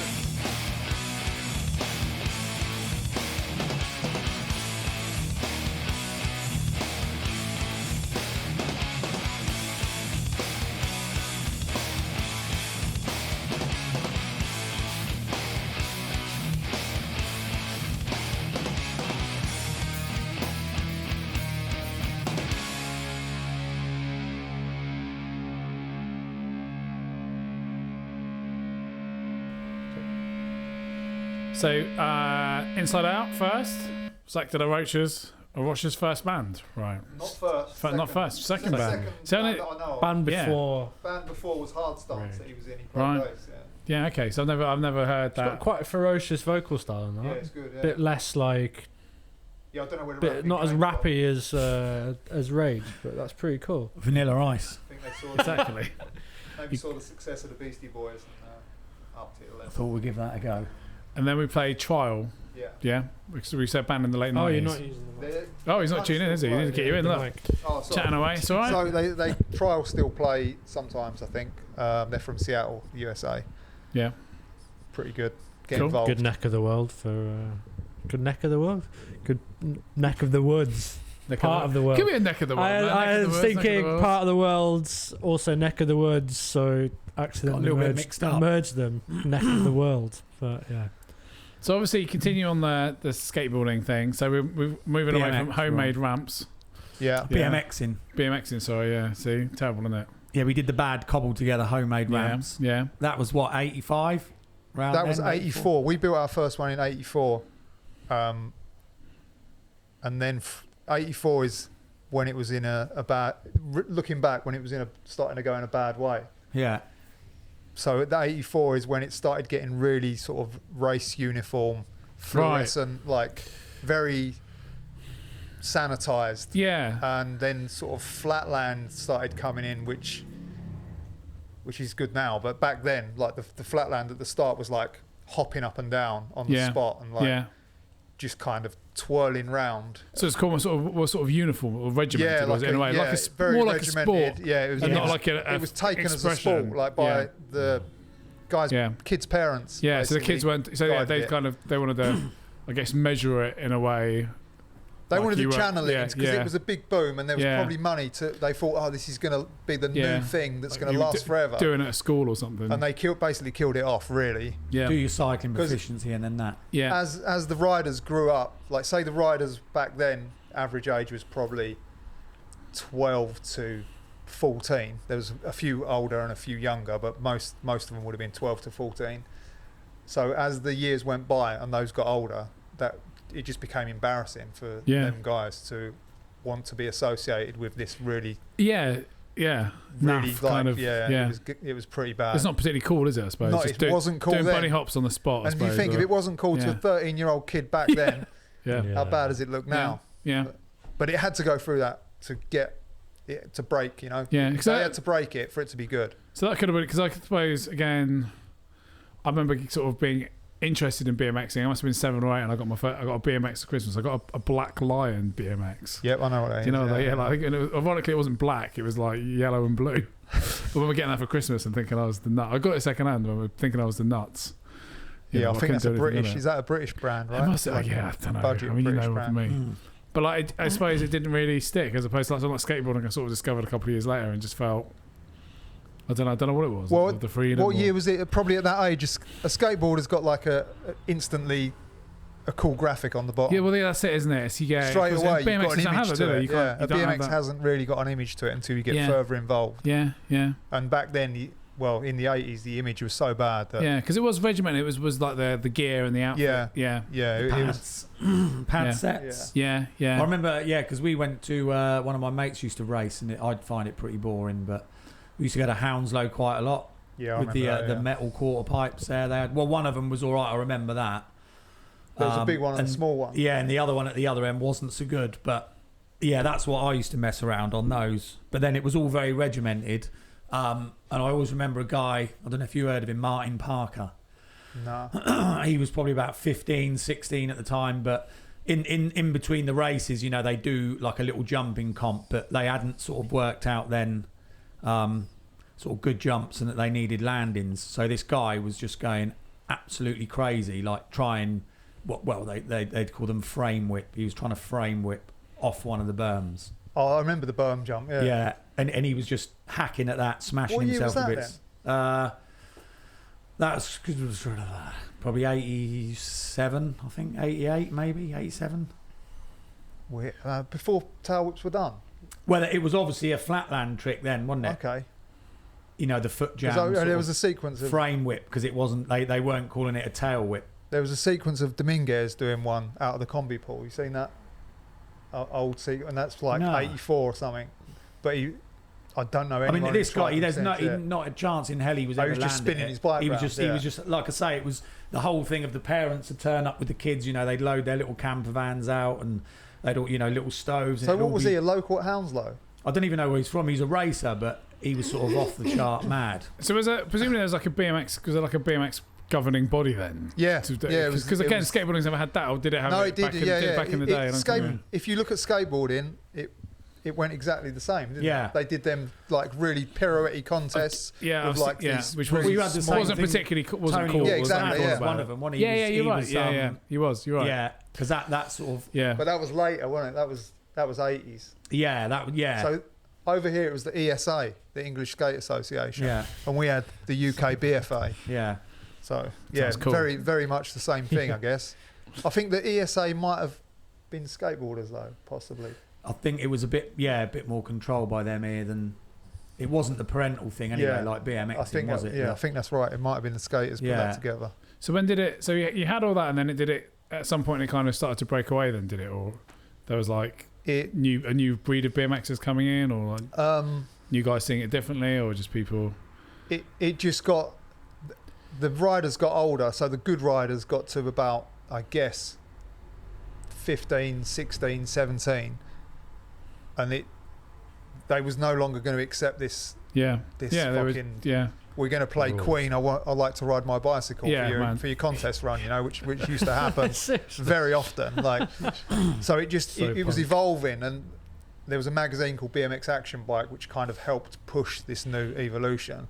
But the evolution that they was pushing at the time was Life's a Beach.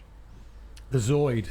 Yeah, it was fluorescent Life's a Beach multi-skull print trousers and like weird shower caps and long jacket. It was almost a bit Boy George like. Yeah. Right, okay. So it was like we've gone from one thing that was kind of so where did that come from? That came from like they were trying to emulate the skate scene. I was going to say, because some of that is that sort of 80s, early 90s skate stuff. But it was like pushed up five notches, and it was like really flamboyant and really colourful.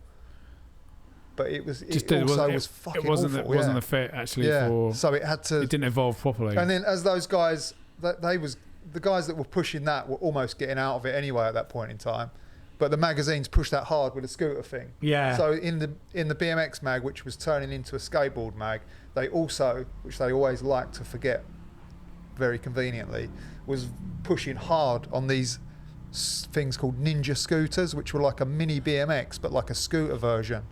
Right. Which were fucking They were awful. worst. They had the same worst thing. handlebars, didn't they? They were terrible, yeah. I don't know if I can picture that. No. So it had mag wheels. We got a It was- magazine. There's a picture of one I'll show you. Yeah, it was really embarrassing, and there was like well-known BMX pros that were pushing these things. Because I guess there was it was their What was the ramp chance of that making they some used money. to do? Yeah.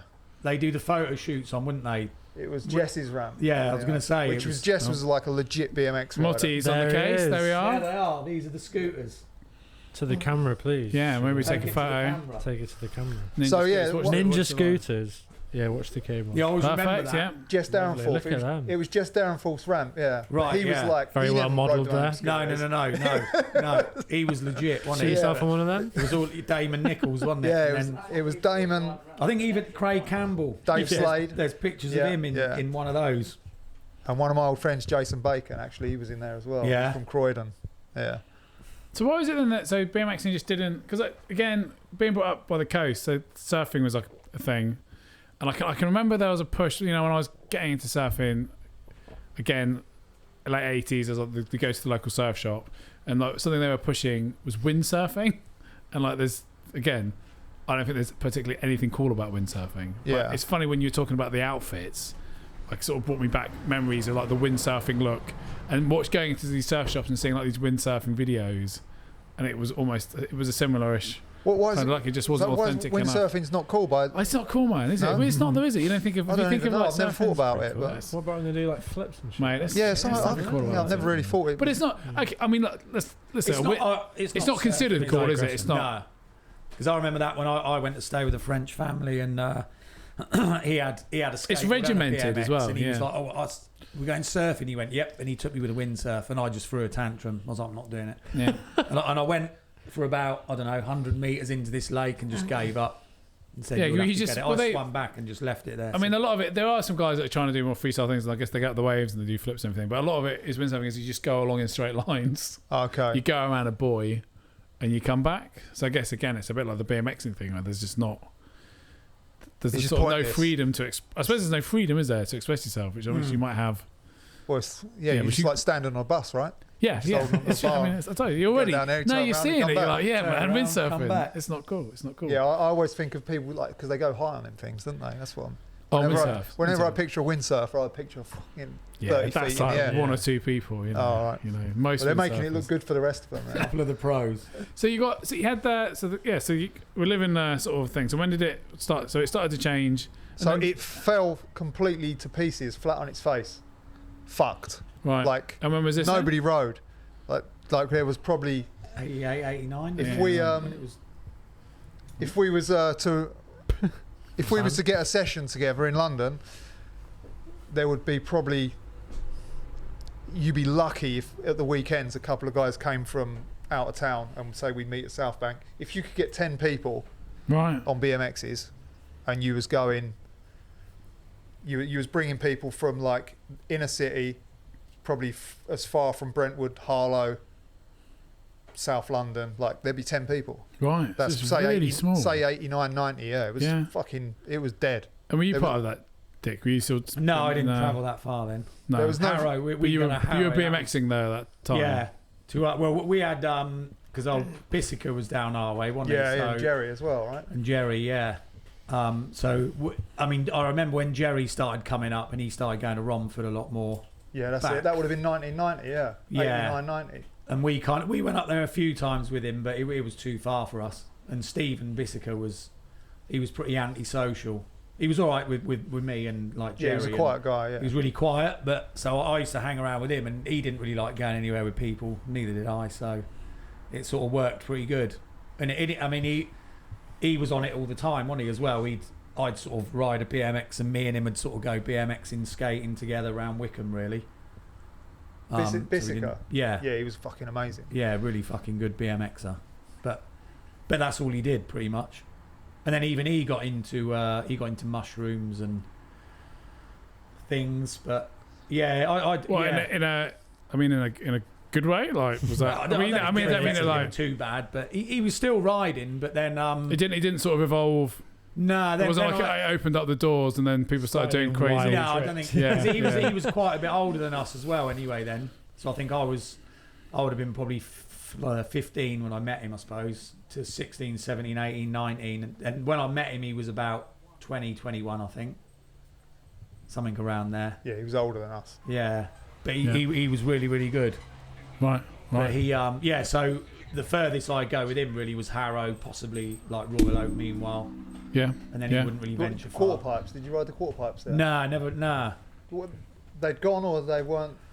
I think weren't yet built. They must have gone, right? I can't even remember because we never even made it. I mean, we'd sort of go there and get scared and go anyway. And he had this way of sort of just saying, "Oh, I don't really want to go there now," even though we'd driven there. So we'd end up not really doing Yeah, much. it must have been after the quarter pipes had been there. If he was driving. Yeah, could have been. When did they go? 87 maybe? Oh yeah, it was after that. Yeah, because that would have 87 or 88 they would have went. Yeah, 89 around then. Cool. Well, should we play a few more records? I think you're refueling. Yeah, so you got to eat some pizza. Here, so. Cool. So while eating pizza, any tracks you wanted to? Here we got Judas Priest, Midnight, DRI, L7, Power Trip. Sick of it all. Go for it, whatever you want, man. Whatever you want, yeah. Just go down. Yeah, we'll just go down. DRI. We'll play a tune. DRI. Yeah. The Mosh Pit. Can't remember what Sick of It All song you pick. Is it World Full of Hate?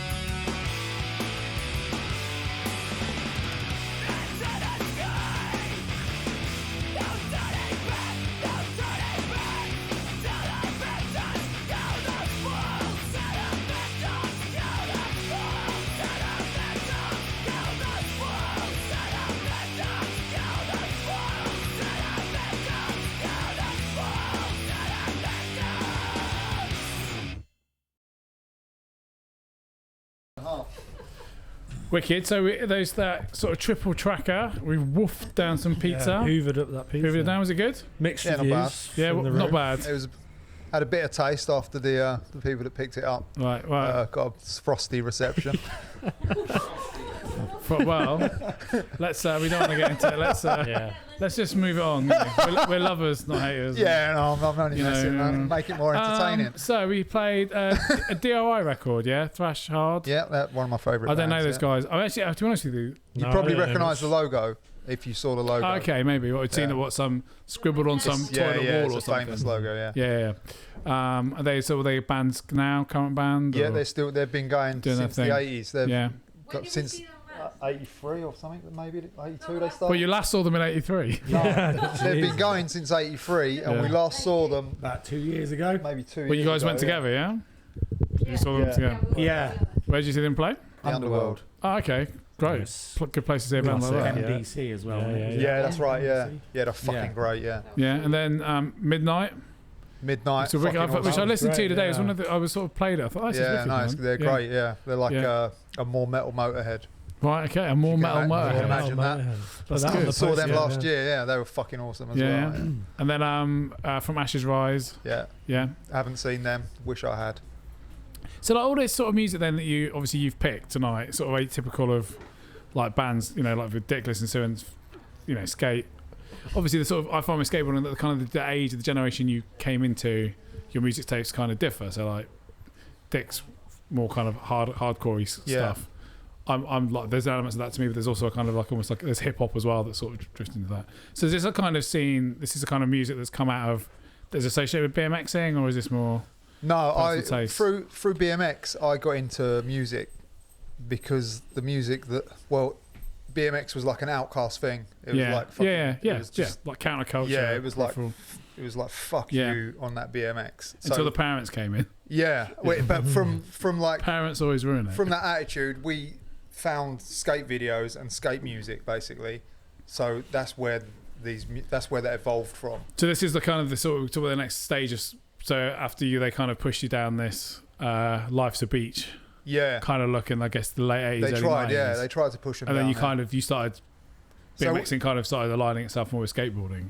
I guess is that no, culturally? Or? Skateboarding had cool videos. Yeah, right. BMX videos were awful. Yeah. And skating had like a punk feel to it and like a thrashy feel, and they used like Black Flag and Circle Jerks and like cool bands that from finding them, we found like the Misfits and other punk bands from that sort of generation. Yeah. And then from there we went into like a couple of the older guys that rode BMX were into Metallica and Anthrax and like the sort of 80s thrash stuff. Yeah. And from that we kind of found our way into the music scene, and that music scene at that point in time was similar because the people playing the music didn't care that there was 50 people at their gig. No. They were just into the music and that scene. So it was very much a mirror of what was going on with our scene, was going on with their scene. Yeah. So we very much identified with that. Yeah. And so then so the sort of early 90s then BMXing started getting a bit more interesting. Did it? Late 80s, late like 80s, yes. probably 88 onwards, it collapsed. And it did definitely got way more interesting. It was pretty weird though because it didn't seem like it would ever. It didn't seem like this would happen. What's happening now? Like it just was like it's dead. It's never going to be alive again. So when you're involved in that and you're like 16, it's like I don't know why you're involved, but it's the only thing you've got. So you're involved because you have nothing else that you enjoy. So that's why the few participants were still in it. Like there were still events going on, but they were scattered and they were like pretty weak. There was no spectators or anything. It was just people who rode. Yeah. But looking back now, they were the best ones. Yeah, it was authentic, enough, wasn't it? like, so, yeah. At that point in time, everyone was like, "This is cool. Why does no one come?" So is that when? So you sort of moved to what you kind of were rebelling against, like the competition, regimented element of it. So there was like street BMXing then. Was that like the a street thing, BMXing was the Life's a Beach BMX. Really, that's where was it really? Where okay. it started. That's really. where it started. So was that a good thing that came out of it then, or yeah, was that one of because it was only like that was only what you were seeing in the magazine. So like. For the most part, people had rode street the whole way through. Like jumping downstairs was the first thing that everyone did. Right. Okay. So like as in skating then. So it got. But Or jumping downstairs on skateboards. People jump probably downstairs with no aim of it being any more than jumping downstairs. Yeah, yeah. But the aim was you jump down these stairs, see if you can get out the top of that quarter pipe. You know, that wasn't jumping down the stairs was like almost like beginner stuff. Yeah, but right. then, It was like one of the first as things it you rolled do. round, then they started trying to emulate the skate street, which was going on in the 80s. Yeah. Which was pretty geeky as well, really. When you look Right. at it now, it's probably laughed at, but that's what people were on the BMX side were just directly photocopying the skate stuff, wall rides, foot plants, all that stuff. Yeah. But they had like really like much worse clothing than the skaters. Right. And that's saying something because the skate clothing was pretty bad then. I mean, Dick, do you have anything you want to add to Yeah, we that? tested that, yeah. Yeah. I'm guilty of it myself. We all Just are. buying That's into it what- a bit. yeah. You Well, know, the- you, so you the think you look look- cool, but Yeah. So what? The looking at the early 90s. So no, that was late. That was 80s, yeah. that was really mid 80s, moving into like by 88. No, by 89. Probably no. By 90, the surf gear thing was kind of fucking dead in the water. Yeah. But it did last a little while longer than it should have. But it did get toned But down. it was the wrong fit. It's like BMXing. Yeah, Do you know what I mean? It's like you can't. It's a surf thing. Yeah, It belongs to surfing. yeah, but they sponsored events. Yeah, of course, and because they had riders. the money. Yeah. No, it's not a problem with the name. It was just like the look of this stuff was. Yeah, it wasn't authentic. Yeah, it totally. was pretty die, wasn't it? Yeah, it was terrible. Yeah. Yeah. And then you look at like and then Vision as well was like the same thing, wasn't it? It was just, Yeah. Well, they kind of went a bit down that road as well with it, didn't they? Yeah, With that's the what I'm tra- with saying, the yeah, trousers like- and they Vision weren't as streetwear. bad, but it Talking about wasn't, Vision streetwear. Yeah. wasn't ideal. No. So that blew up for a little while as well, and then just blew back down. When I was 16, I came up to London and I went into MASH. Do you remember MASH on Oxford Street? Yeah, I know it. Yeah. And I bought a pair of brown, massive wide-leg Vision streetwear jeans, and I thought I was. You thought it my was back it. to Exactly. court. That's what. And I kind of wish I had them. them. I kind of wish I had them just because they were so ridiculous. And I remember they were like. Did they have the They were print 80 quid. No, they were just brown. It was a lot of brown denim, and they just had Vision streetwear embroidered. I think. Okay. Well, So they weren't like. they're probably a bit more. They're probably grown up at that point in time. They made trousers that had like Vision written on them. That was Yeah, I've seen almost it. the length Yeah. of the leg. Yeah, I've seen all Massive, that. huge, yeah. bold letters. And they were sort of like baggy trousers, and they sort of tapered, right? There was some sort of Yeah, sort yeah, of that's tapered it, look. yeah. And you'd wear it with like a muscle tee or like a vest. Yeah, that's it. Yeah. And like bleach short with like bleach, a bit like if I just, Hideous, isn't if it? I shaved my head now and just kept the top bit. Yeah, you're I'd sort be of. There was fucking an it. element that didn't wear that though, which I'm was, sure there which was. quite Oh yeah, yeah. People Yeah. couldn't afford it. yeah. Yeah, cool, right. That's what Again, happened. yeah. Well, that's the Yeah. thing with anything, isn't it? Again, it's like, you know, I go back to the thing about me with bodyboarding and surfing. Like the kids now, they can't afford 600 quid surfboards. Yeah. Or, you know, they pick up a board for like 150 quid. That's more at their level, you know, and that's what they're. I think what that's they're why doing. skateboarding kind of did overtake it anyway, or Because it was cheaper. yeah, it's a lot cheaper. Yeah, BMX Like is going to you- cost more. Yeah, Yeah. It just had a way better image though. Like Mm. you like I was saying, you pick up a BMX mag, which was then half filled with skateboarding. You picked up the BMX mag, and there was like a guy standing stationary on his front wheel in like a pink and yellow motocross uniform. no, yeah, and then yeah, you flip yeah, the page, yeah. and there's a Yeah, guy with a mohawk doing like a boneless Yeah. on a bank in the street. It's Yeah. like It's interesting, isn't it? Because I hadn't really thought, but that connection with the deck art, because you think like the art is so iconic to skating, yeah. and that's probably very much the photo of a skate trick as well. Mm. And on a BMX, just looking at a BMX, there's not much. I guess you could have a really bright colour, or I guess Yeah. you could have it in leopard That's why they print or something. started the little wheel covers, didn't they? Yeah. Right, They kind of- okay. they They put were trying to those on emulate the- that. But still, I guess I don't know. Maybe. that, but it's never going to be a skateboard, is it? No, Sort well, of. you can't. Yeah, you can't Yeah. copy it. And so when did like stump pegs come into it? Were they there from day one, or was that something that came in later? Or like, yeah, put it in the face. Pegs came in for doing flatland, for doing Was- stuff on the floor Right. originally. Yeah. And it was probably 1989, 1990 when people started using them because they were like this big. Yeah. Yeah, they So were you tiny, couldn't. weren't Tiny. they? Yeah, it was really difficult to actually get them on the coping when people first started to learn Yeah. stuff And then on they do the pegs. little frame standers, didn't they? But Yeah. they were no good for anything, or not the. They were good for flatland, or not Yeah. even good for flatland. It just got in the way. Right. But yeah, so pegs came from flatland and evolved.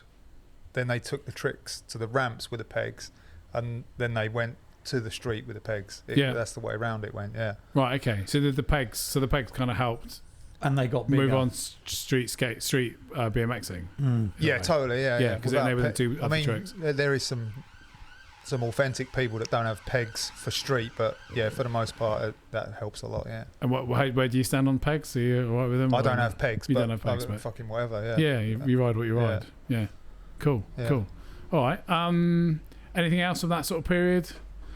Anything from your experience? People started doing their own jams, like low key, like street jams, like what you're saying. Like, and there was one at South Bank. There was guys in Sheffield did the Carve jams. They were quite popular. Yeah. And they were all like very much rider run. It was just a completely loose format where I don't know. You don't even know how you'd find out about it because there was only a magazine every month.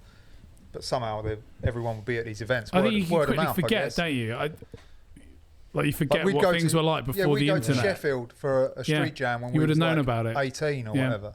It was probably better organised then as well than how would it have been organised? Just in a magazine? It would have been It would have been flyered and like flyers. You probably read local shops. You'd send, I guess, the guys. shops. I knew a guy called Andy Brown who was quite a well-known BMX rider back then, real good, and so he had contact to everyone in the London scene, like say 20 people in the London scene. So if there was a jam, we'd know it because he would know it because the organisers would have sent him a flyer probably, or even a letter saying we're doing a jam at blah blah blah. And I guess if there's not that many, it's word of mouth. If there's 6 of them throughout the country, everyone knows because it's such a small scene. Yeah, or it was. We also, I think, content. We're hit with so much content, we don't take it in. So I think you would have really been in. Yeah, exactly. You would have read every page of that BMX magazine. I'm going like, to no, this. you wouldn't. Like, this is 6 weeks' time. Yeah. I'm going. Yeah. So who's coming with me? And everyone will be like, fuck, I'm going as well. There's fuck all else going on. You read like the letters and all that kind of stuff. And I'll go and I'll see the other people that I haven't seen since the last one that was on, you know, that you considered your friends. Yeah. Yeah. Cool. All right. Well, should we play a couple more tunes? Yeah. And then what we got? We've got Judas Priest, L7, Sick of It All, Power Trip. What do you want? Give some Power Trip as an RIP to the singer who died this year. Right.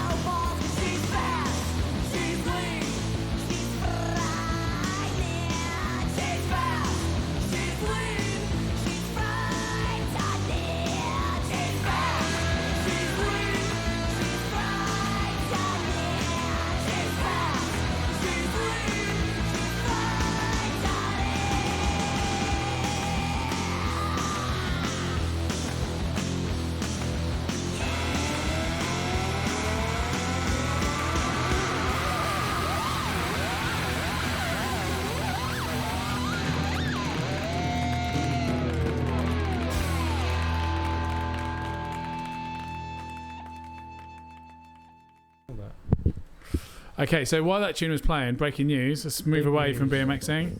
Andrea, who's been pretty quiet today, she's very tired. Can we glue to her phone? Usually she's on Instagram, but no. Facing Twitter though. Andrea, what's the news? Speaking to the mic, tell us. Joe Biden wins Michigan. Woo! And what does this mean? It means that we're getting there. We're getting there. Yeah. We, the American people. Oh. Well, I'm also my wife is an American citizen, you know. So yeah. Okay, that's great news. That is great news. This is good news. We don't I think we have to say that the American people should definitely distance themselves from the American government. True. Fuck them, you know. Fuck the government. Yeah. Two different things, man. People, government. Oh, of course, yeah, and same in this country too, right? Too right, man. Fucking worldwide. I mean, just listen to the playlist this evening, which were also sent in by Three Amigos people. Yeah. Not many pro-government songs in there, I don't think. No. I've distanced myself from it for years. Pro-government, yeah. So, L7 on that, great band. Just discussing about that. Awesome. Yeah. So they played. We're going back to what we were chatting about Glastonbury about. They were supposed to play this year. Yeah, but they played at that Glastonbury you went to. They were playing because I wanted to go and see them play. They played that year at Glastonbury. At 94 or 93, whenever it was. Maybe. I didn't. I wasn't looking for them. No, exactly. That's what I mean. You didn't see anyone. I know the blind melon. I was 14. I was fresh. My memory was sharp. I was completely I believe it. I probably just dismissed it. And it was off because they played on the Word. We talked about this last week with Alex from What Unit, and they were famous on the Word because the lady pulled out. Yeah, that's it. Yeah, no, that was Reading. Oh, was it? Yeah, I think they did it on TV. On the though, Word, as well, didn't they? Did she pull her pants down and fell on the drums? That's it. Something like this. This is where it all gets merged into folklore. I watched that semi recent. Yeah, she just. Yeah, I thought about this recently. She just lifted her skirt up or something. I think pulled her top down or a skirt down. She showed her like. It was big news. Lady parts on the Word in those days, and of course, L7. They kind. I mean, they obviously were a big band, but they sort of they've had a bit of a resurgence through the documentary. Yeah, which came out a couple of years ago. Yeah, it was a band that I completely dismissed when they were popular back in the 90s. I was like, oh, fuck that. It's on the TV. I didn't want to know. So when I revisited, I was, fucking hell, amazing. Yeah, a lot of back catalogue. Probably missed how many shows that I could have gone to and enjoyed, like, for being a stubborn young idiot. So. But then you saw lots of other, I know. Well, at least you get there in the end, you know. You can say this about anything, though, can't you? We all it's frustrating, though, isn't it? Looking back at, like, how stupid you can be. Yeah. But that and the documentary, I saw the documentary at House of Vans actually, about a couple of years ago. Oh right, cool. No, I was just saw it online, we were doing free screenings. I went down and saw it. It was fucking cool documentary actually. Yeah, and the track before that was what was that? Power Trip, wasn't it? Power Trip, yeah. And they've just lost their singer. Yeah, that song's called "If Not Us, Then Who." Yeah, it's basically about what's going on right now. Yeah. Right. Yeah. You have to take responsibility for your own life and. You have to get the fuck on with it. Exactly. So talking about getting the fuck on with it. Moving on to BMXing. So where did we get to? Yeah, so we sort of talked about it's people doing their own thing. We're talking about DIY jams back in the 90s. DIY jams, yeah. And then because I remember because I know skating kind of exploded a lot through like Tony Hawk's computer game. I think. There was a PlayStation BMX game, wasn't there? Dave Mirror did one. You're going forward. Am I going forward? A long way there. Before we get there, let's go back. You're going forward a decade. Sounded a little bit like Zorg then. Tony Hawk's skate game was like there was a skateboard boom in like 86 and 87, right? Yeah. So Tony Hawk's that was when Action Bike became rad, wasn't it? Then? Yeah. When it kind of fizzled out BMX. That was that's what I did was I was BMXing and then. Just got into skateboarding a bit more because it wasn't in the magazines. And they did Whole Shot. Did you go to Whole Shot? I didn't. Nah. So they did there was a BMX contest that was real famous for at the Sobel Centre. That was. Was it really? Around the corner, yeah. And one year they had a skate demo, and that turned a lot of people onto skating as well. Yeah, it was all coming together. Because it was coming. Yeah, because they would do that. Yeah. So that was a turning point. But yeah, Tony Hawk's skateboarding game didn't come out till.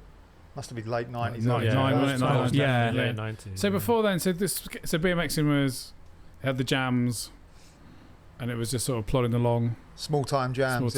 And slowly was building up. Like new riding was coming in, new tricks, new videos, like a lot of good new stuff. And it didn't really, you couldn't see it coming back until it had fully come back, you know. And then there would be like quite a famous jam over here called the Backyard Jam, which actually I think started in 91 or 92 and then in 96 possibly, or 95, it was pretty fucking big. There was thousands of people there. Right. So it was slowly growing, you know, like, and then after that, there was just more and more and more, to the point where they stopped doing them because it became too much of a big responsibility for them. Right.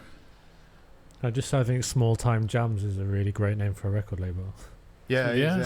Small Time, yeah, you're right. What was the last one in the field there? Was it 97 or 98? 97. So that was the year when all the where they had Sheep the Hills ramp. lot came over. Yeah, that's it. That was the last 97. one. Yeah, 97. Cool. And then so it was growing then, and then did that continue to grow? Is it dip down? Is it? Yeah, it always goes up and down. Just always goes up and down. It constantly goes up and down. Yeah. So, like going back to like the early 90s, there was brands that were starting that were like now it had evolved a little bit further, and like Famous Pros started getting their own bike brands because the brands left from the 80s could no longer keep up with what was going on in riding, because they wasn't riding, so they didn't really know. So there was always like years behind, so things would break really easily. So then when riders started making their own stuff, that's when it had a huge leap forward. So then there was like people that were cool that actually had bike brands. So like BMX owned, so like in skateboarding you had like BMX owned brands. Yeah, great. Yeah. But I'd say more so even in BMX, the people that were the figureheads were like more well respected than I believe the skaters that were doing it before them. Yeah. Who were the main sort of guys? So there was like S&M, which is Chris Moeller, Matt Hoffman, which was Hoffman Bikes. Yeah. Rick Moliterno did Standard. I'm probably missing one, but they were the most important. Then there was like Homeless Bikes, which was James Shepherd in Austin, and then it went to the next level. And then there was one of my friends had a bike brand called King Bikes, which was fairly important back then. And then Terrible One, T1, which is still going, which is still a well respected brand now. FBM, Metal Bikes. Are they still going though, these brands? And now they ended it sort of. Yeah, FBM bowed out last year, and Metal Bikes they sell t-shirts, but T1's still going. Yeah. Right. Yeah.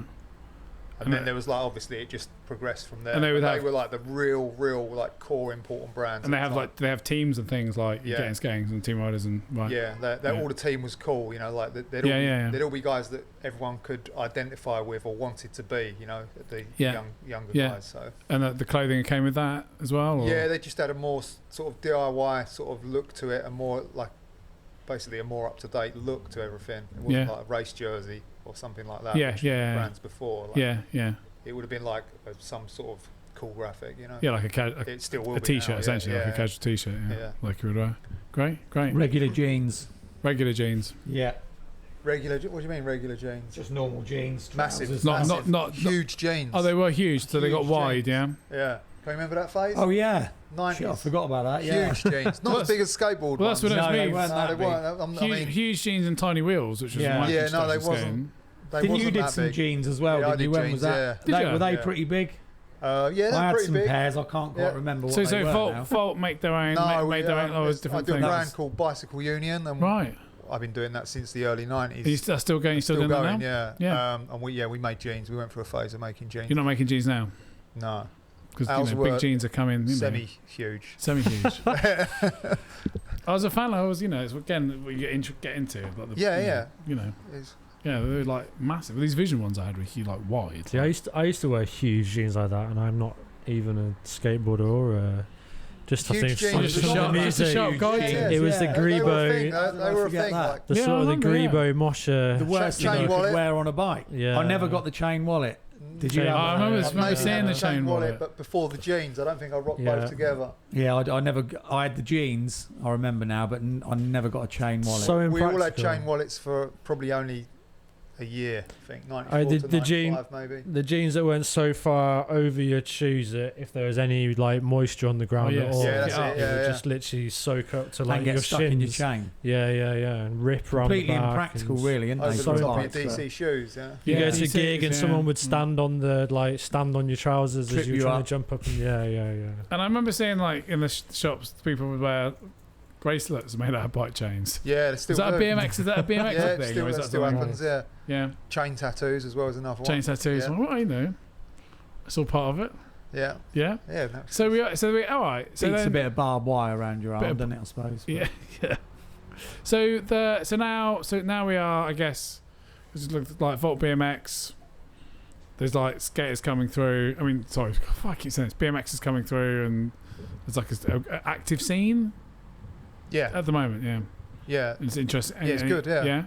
And any interesting stuff we should be checking out, or people should be looking up. I think we should still talk about the best eras around there, shouldn't we? Yeah. Fuck. Have we not got to the best eras yet? Right. Okay. We just come into you it. have to go back to the best eras, don't you? Yeah. Yeah. Tell me more. Tell us more. Tell us more.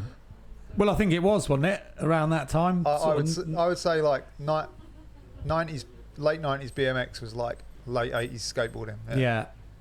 Yeah, it was definitely. That was one of the most important times. Yeah. Right. That was where it all evolved. Yeah. Into like what you see now. Really, unfortunately, some of it's not that great that you see now, but all the good stuff came from then as well. Yeah. Progression sometimes doesn't always look pretty, does it? No. I actually saw a little clip today on the internet of that of Rooftop doing that. Was it the 540? Oh, Sprocket, yeah. At Birmingham. Was it Birmingham? Yeah. That was.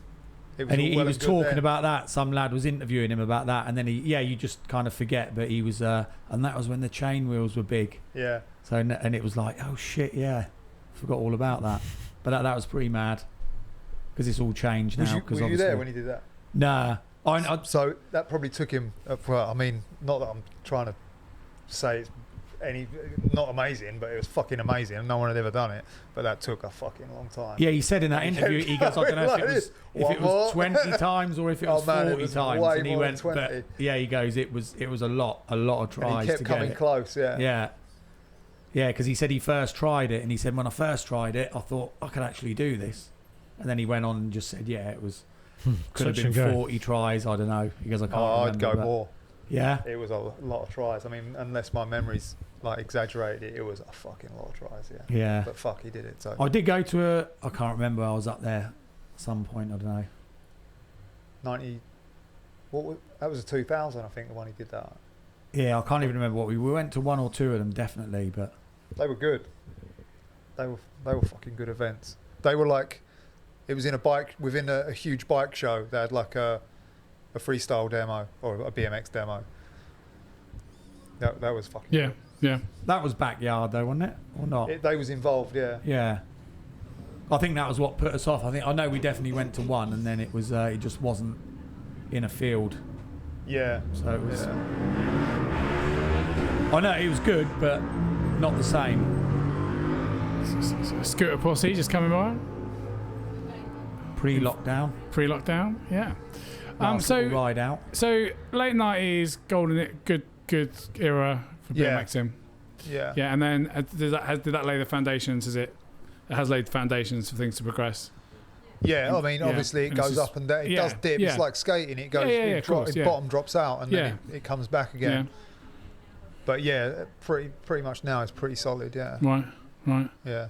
Like I say, not everything's good, but it is what it is. You make the best of it. It's still there, isn't it? And is there like a blossoming? I mean, did like new BMX brands, are they coming out? Because skating's exploded. We've seen. I mean, again, I'm sort of getting back into it, but there's like so many. I know. Kids have really the kids haven't they really grappled it. Starting up, and it's that's what I say. It's easily accessible to start up a little skate company. Yes, I guess it is. Dex to produce. Dex is cheaper than producing bikes, right? You don't need the outlay, do you? For if you want to make a bike frame, that's.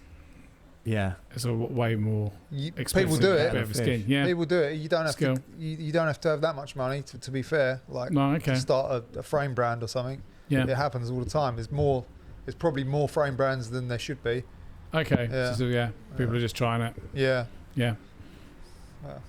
But yeah, what are you gonna do?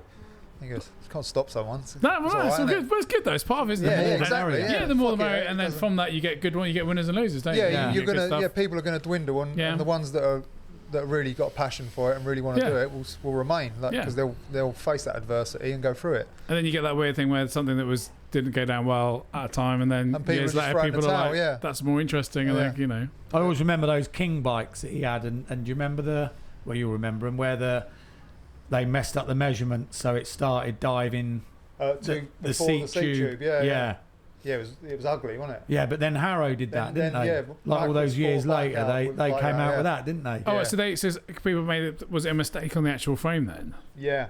And then Yeah, it was a mistake. It was a and then, mistake. I don't know how many years later. But, yeah, people were Harrow copying actually it. did it, didn't they? Yeah. They actually made that. Yeah. Yeah, they made a pro model, and it was fucking ugly as fuck. Yeah.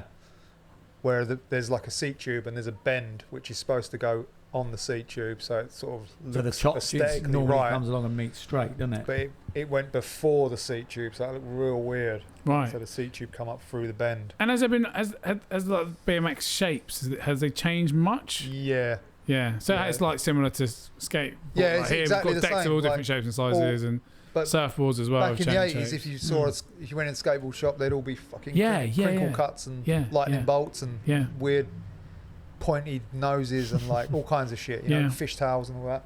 Same thing, yeah.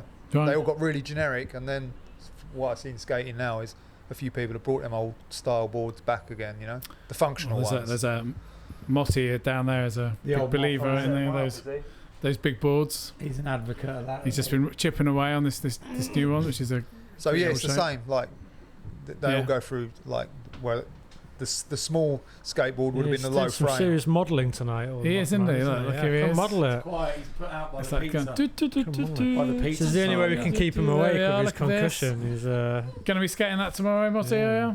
No. Give it a rest for a couple of days. Oh yeah. How is the head? nursing his sore head. Am I taking you to the Whittington? Don't go to sleep. And an Uber in a bit. Just stay up. Don't sleep because you might not. What's he wake done? up His again, head, has so- he? Yeah.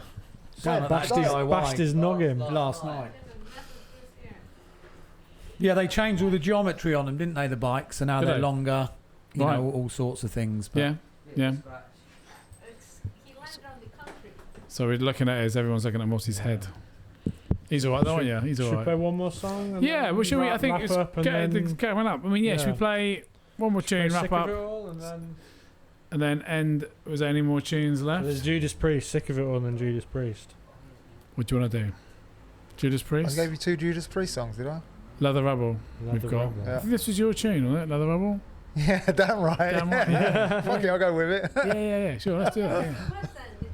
I've got. We had a couple of you Judas did have a Priest. Judas Priest song Yeah, on yeah, your Leather list. Rebel, wasn't it? Yeah, Leather Rebel. Yeah. I've got a good- I've got Yeah. a good Judas Priest claim to fame if anyone's 'Cause interested. Go on then, let's Go on, let's do it. So, band I was in back in Brighton, our first drummer still is the son of Glenn Tipton, who was the guitarist of Judas Priest. And we did not know that initially. Not bad. Until you went round his house. There was just Wow. like Judas Priest. It was actually quite yeah. frustrating because it was more the fact that his Glenn Tipton offered his son access to like whatever equipment he wanted for us to record or play gigs, whatever. But his son was so adamant he was going to do it on his own that he just constantly refused. So we were always just like, What are you playing at? geez, you know, like wasted you on could the get young, free innit? drum kits, you could get amps, like whatever you want. And he was like, no, we're going to do it ourselves. And we were like, oh, fine, all right. Well, So there you go. well, King Diamond, what happened? Eh? King Diamond. King There's Diamond? a King Diamond track on there, wasn't there? I don't know what happened. Well, look, I might. It's been omitted. Let's put it No, on the. I'm just fucking with you. Let's put this. Oh, right. It's all right. Let's put this on there. We'll play a bit of Judas Priest, have another chat, and then we'll have to close it down. No King Diamond. I must have Dick is fucking vetoed spoken. it myself. I was quite.